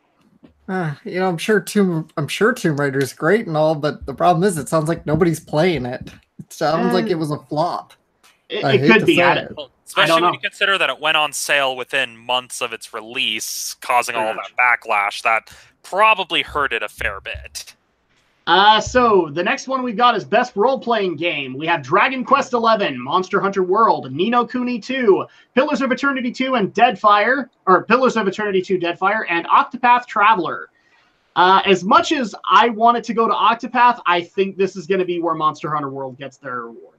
Yeah, I see it too, because that's got a much stronger player base. Dragon Quest XI, although it's super popular in Japan, in the West, it's a very niche game. Same case with Ni no Kuni 2. That's mainly the main niche is, it's an RPG by Studio Ghibli. Monster Hunter is probably going to take this one, since that one, more people are playing Monster Hunter than a lot of these other games in this category. Yeah, so my prediction also is with Monster Hunter World. What about you, Alex? Monster Hunter World. Yeah, it just makes sense for them. Like, I love Octopath and what they've been able to do with it. It is a piece of nostalgic glory that I'm going to have hours into. But Monster Hunter World has been there longer, and it's frankly getting a lot more praise. So the next one is Best Game Direction. We have A Way Out, Detroit Become Human, God of War, Marvel's Spider-Man, and Red Dead Redemption 2. This is a tough one, mainly because you've got the 2 art house games and then the 3 mainstays. And this could go... I guess it just depends on how many fans David Cage has, I guess. At this point, like, I could see it going one of 2 ways. I don't know if Detroit Become Human is going to get it, because simply put, A Way Out has EA backing them. And so at that point, if we're talking the 2 artistic directions, A Way Out's probably going to win out, at least if I'm thinking business politic-wise. And if there was going to be a mainstay one, it would probably go to God of War here. Yeah, likely, because it's a tough call, especially considering that although Detroit Become Human has been dissected and bifurcated at this point by anybody who's reviewed it, it does seem to have a bit of a cult following online. So it does. It could go in a lot of directions. I mean, I know especially on websites like DeviantArt, there was a whole bunch of fan art for Detroit Become Human when the game first launched. So this one, bit harder to call. It, like you said, the office politics will probably play a big role here. Yeah. Alex, who do you think is going to take away Best Game Direction? Another tough call. I'm going to rule out A Way Out and Detroit Become Human. They're too niche, I think. So I think, again, it's going to come down to the big 3 mainstay titles. So between God of War, Spider-Man, and Red Dead 2. Once again, I'm going to lane heavily between God of War and Spider-Man. It's God damn it, because Spider-Man's so universally appealed. Again, just beyond the game, Spider-Man, just everybody loves Spider-Man. So it's like every time I think, well, Spider-Man, but God of War did so good in sales. So it's like, it's always going to be between these 2. That's why I don't think game direction is going to go in Spider-Man's direction, because, again, this is nothing against Spider-Man. I love it just as much as everybody else, but it is rinse, lather, repeat. This has been done before. So at that point, you have to consider that. Whereas God of War took a lot of liberties to it. And to the way that it both told the story as well as adding more open world elements into a game, a series of games that was fairly linear. So at that point, I think that that's probably going to go that direction. And again, the reason that I think A Way Out is also in the rankings there is because of EA. I think A Way Out did a good job with the revolutionary idea they wanted to do, which was a co-op story mode, but there were still problems with it, and it was very clear that that was the direction tone, not necessarily to put snazzy new graphics in front of it. Again, this is a public vote. I don't think we can worry too much about office politics compared to the academies of television and motion pictures, which are voted upon by members of the industry. This is public voting here, so that's why I'm saying it's whatever is the big wheelhouse AAA title is probably gonna win it. And all right. A Way Out is just too damn niche. All right, so the next one up is Best Narrative. That's going to Detroit Become Human, God of War, Life is Strange 2, Episode 1, Marvel Spider-Man, and Red Dead Redemption 2. Wow, we are going to piss off Brenton tonight. We're literally going to feel this when we see him next. Because, again, if, let's just say for the sake of argument, game direction does not go in God of War's direction, this is. Best Narrative is going to go God of War's direction, in my opinion. Nothing against Spider-Man, but again, we've seen these kinds of plots before. It is a rinse, lather, repeat superhero plot. Whereas God of War actually tried to take a horribly bad guy and redeem him. And actually make him a character that you could come to love, as well as be able to give him a lovable child sidekick in the form of a son. So at that point, if game direction goes, let's just say for the sake of argument, Detroit Become Human gets it, God of War gets Best Narrative. Yeah, I could honestly see that. Yeah, because looking at Best Narrative, I don't see it going to Detroit Become Human because, well, that narrative is a mess. I mean, Mother's Basement did a very good video discussing how it's a very, very terrible allegory for race relations and systemic oppression, and basically how it completely bungles its own ideas, because this is David Cage we're talking about. The guy can't see beyond his nose.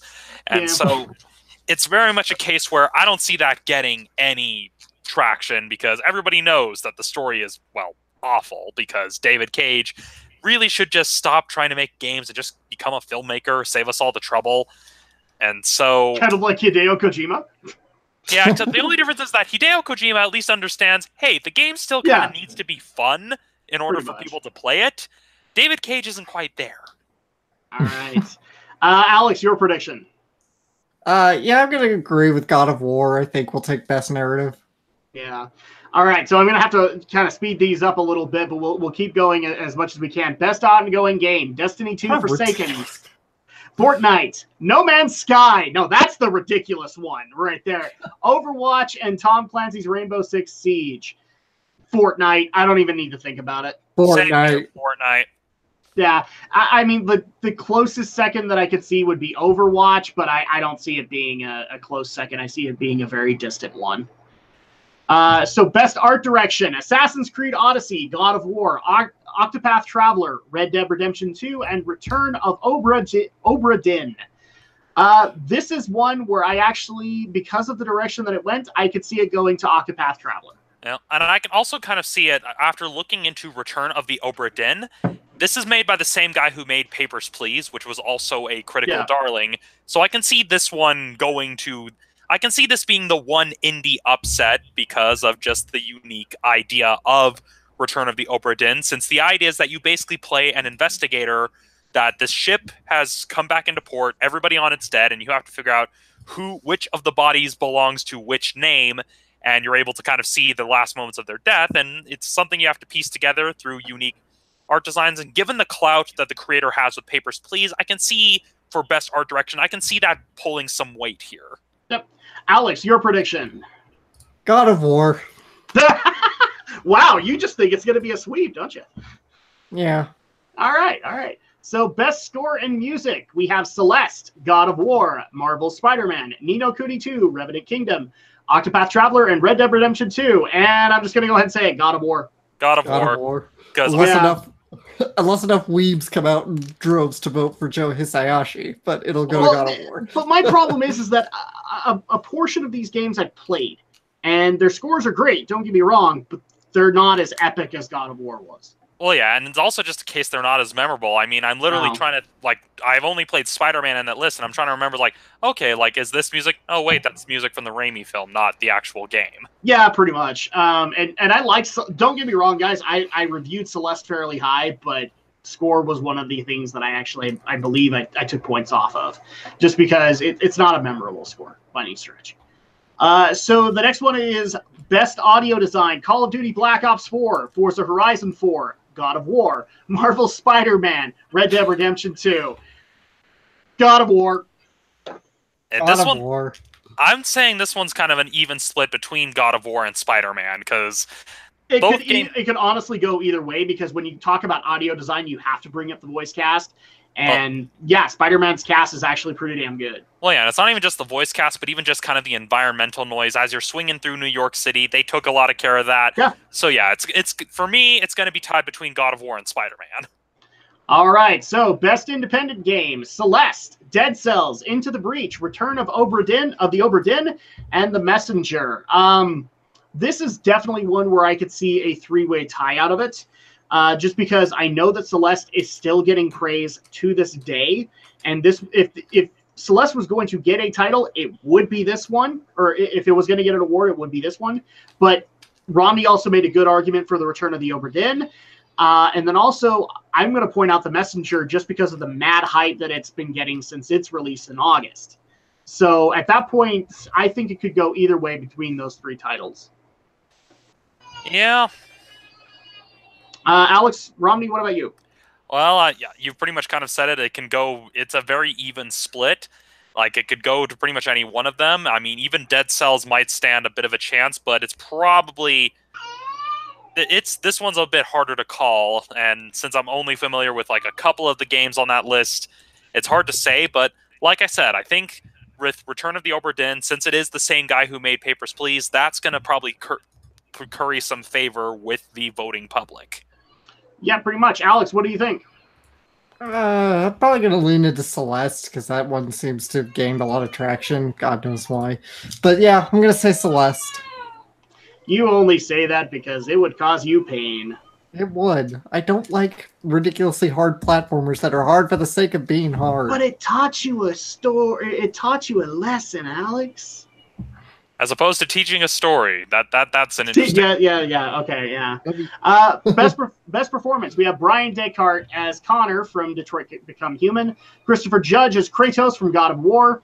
Melissanthi Mahut as Cassandra in Assassin's Creed Odyssey. Roger Clark as Arthur Morgan, Red Dead Redemption 2. Yuri Lowenthal as Peter Parker in Marvel Spider-Man. And here, my pick on the matter is where it should go to Christopher Judge for his awesome portrayal as Kratos. This is where I see things going all PC and it going to Assassin's Creed Odyssey because diversity. Yeah, probably. Yeah. Alex, what about you? Again, I'm going to go with the big title. That is Christopher Judge as Kratos. I really hope so, because he did a really great job. So the next one, sorry, I'm not meaning to race through this, guys, but we're running out of time. Games for Impact. We have 1111, Memories Retold, Celeste, Florence, Life is Strange 2, and The Missing, J.J. Macfield and the Island of Memories. If Celeste does not take Best Independent Game, I could totally see it doing this one. Yeah, I'm not too familiar with a lot of these games. I did see some reviews for The Missing, so I know it's probably not going to win because this is made by the same guy who made Deadly Premonition, who I think he's like trying to be like Suda 5-1, except again, forgetting that you're supposed to make the games fun. Yeah. Okay, so Alex? I'm going to go with Life is Strange 2, because I think it's the only... I never would have... Celeste, I don't know much about Celeste, I'll admit, other than I've seen the gameplay and it doesn't look like it's a game I'd play. But it's just, Life is Strange has more of the broad-based knowledge and appeal, I think, and has the obvious moral quandaries that you face compared to a game like Celeste, and I don't know any of the others. You're just saying that so Brenton won't kick you out of the Christmas party that he wants to do. So, Best Mobile Game, Donut County, Florence, Fortnite, PUBG Mobile, and Reigns, Game of Thrones. Fortnite. Maybe PUBG Immortal. maybe PUBG is a second contender, Maybe, but probably Fortnite. maybe they'll hand them the participation trophy. Yeah. Here's what they'll do. They'll put the award in the center of the room. They'll have a nice blue projection, and the people representing both games have to race toward the center before the blue thing envelops them. There you go. Best VR AR game: Astrobot Rescue Mission, Beat Saber, Firewall Zero Hour, Moss, and Tetris Effect. I don't know virtually any of these aside from Tetris Effect, so there you go. The only one I know of is Beat Saber, and it's been getting a lot of traction online, so I can see a lot of people, since this is a public vote, I can see a lot of people voting for Beat Saber. All right. Best fighting game: BlazBlue Cross-Tag Battle, Dragon Ball FighterZ, Soul Calibur 6, and Street Fighter V Arcade. Dragon Ball FighterZ. I can see this being a toss-up between Dragon Ball FighterZ and Soul Calibur 6, because Street Fighter V has got a lot of bad blood, and BlazBlue Cross-Tag Battle has a lot more bad blood because of the fact that they locked half of their characters behind paywalls because ArcSys decided to take a page from EA for some reason. And so basically I see it being between Soul Calibur and Dragon Ball FighterZ. Those are probably going to be the two strongest contenders, since those games, like we've discussed, have been universally praised. They have a lot of good press and a lot of good traction. Dragon Ball is probably going to edge out Soul Calibur, but Soul Calibur is probably going to be a close second. All right, Alex, your take. Yeah, I'm gonna go with Dragon Ball Z, Dragon Ball Fighters Z, Fighters with a Z. Weird title. Let's face it, if it's a Dragon Ball game, it's the only time us fellow weebs can edge out anything in awards like this. Well, I mean, it did beat out Marvel vs. Capcom Infinite in EVO this year. So. That's the thing. Marvel vs. Capcom Infinite, this wasn't even a case has where problems. It did worse than Krillin. Even Krillin could have beaten Marvel vs. Capcom Infinite. All I need to say, people, is it created so much rage within me that I had to kill Alex. I might have to do it again because we've mentioned it. You didn't kill me. You killed 90s, Alex. This is true. I killed 90s, Alex, and that's the difference. Best family game: Mario Tennis Aces, Nintendo Labo, Overcooked 2, Starlink Battle for Atlas, and Super Mario Party. Super Mario Party. I don't even have to think about it. Something has to go to Nintendo.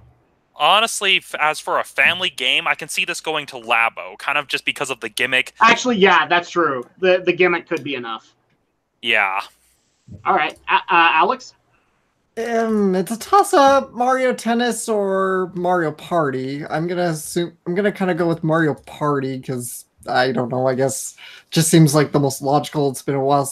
Plus, it was kind of the return to traditional Mario Party gameplay, which a lot of people like, but the boards are kind of short and underwhelming, which is why I could see it go to Mario Tennis. But yeah, I'll just go with Mario Party. Yep. We're also going to skip a few of these awards because I really don't think we're going to bring too much into it. I don't think we care whether or not the best sport or racing game goes anywhere. Best multiplayer. Yeah, pretty much. Well, yeah, my money's on Mario for that one. Best multiplayer game: Call of Duty Black Ops 4, Destiny 2 Forsaken, Fortnite, Monster Hunter World, and Sea of Thieves. Fortnite, Monster Hunter World, a close second. Yep. Let's see. Best debut indie game: Donut County, Florence, Moss, The Messenger, and Yoku's Island Express. I'm going to give this one to The Messenger, just because of its recent success. I probably agree with you because I have no idea what any of these games are. All right. Esports game, we don't really care. Best esports player, best esports team, esports coach, esports event, esports host, esports moment, content creators of the year. Probably going to go to it's going to go to Ninja. Favorite moment of 2017: Carol Shaw, industry icon, Game Awards orchestra performance, Hideo Kojima and Guillermo del Toro moment, Joseph Fares, A Way Out, and Zelda Breath of the Wild game of the year. Oh, this is the favorite moment of 2017. It's going to go to Joseph Fares for being drunk on camera. And probably the orchestra, because people like orchestras. I'm gonna lean into Hideo Kojima del Toro. Possibly. But yeah, that wraps up a lot of the nominations. I was kind of disappointed that we didn't get like a best actor or actress, but we just got a best performance this time around. But yeah, that pretty much covers all the nominations, and obviously we will cover it as soon as the awards get handed out. But unfortunately, we have run out of time for this evening, so I got to wrap things up for now. If people want to be able to reach out to us to talk about the stories that we talked about tonight, or maybe about stories we didn't talk about, or just check out their content because it is pretty awesome, Alex the Shadow Blazer, how do they do it for you? Find me on YouTube. Shadow Blazer 3000 is my channel, and I do anime-related content. And find me on Twitter to always be up to date when a new video goes out. On Twitter at AlexJShort. All right.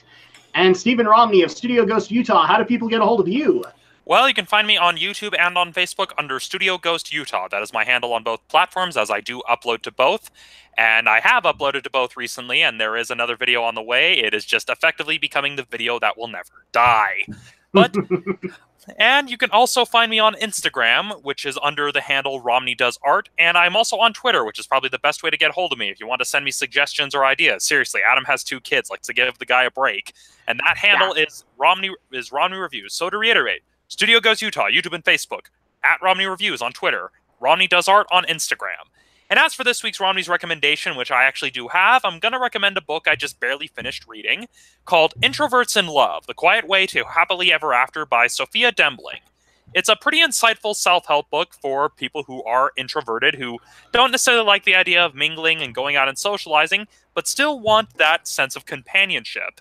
It actually kind of provides a lot of good guidance for how to navigate early stages of a relationship, how to communicate your needs for solitude, and making sure that both your needs are met, but making sure that you're also understanding your partner's needs.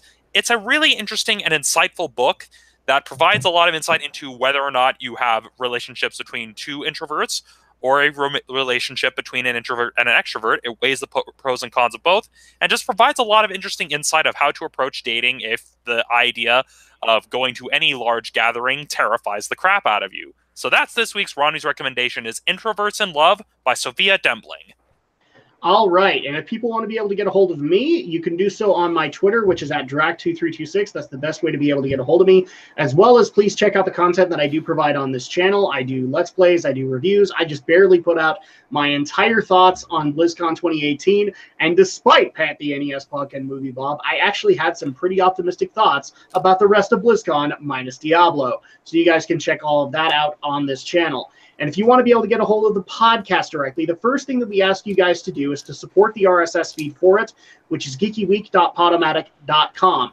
Or you can look for the GNRO podcast or Geek News podcast on iTunes or Google Play for Android users. You can also support us on social media by looking up Geeky NRO on either Twitter or Facebook and be able to get access to the pages there, and you'll get up-to-the-minute information when we're going live, the stuff we might be talking about, stuff we might be able to wanting your feedback on, things like that. And if you want to be able to submit stories or feedback yourself, you can do so at geekyweek@gmail.com. And that's going to go ahead and do it for this evening. Thank you guys so much for your continued love, support, and patience with the podcast, as well as all of the other efforts that we all go through, especially with the holidays ever so close.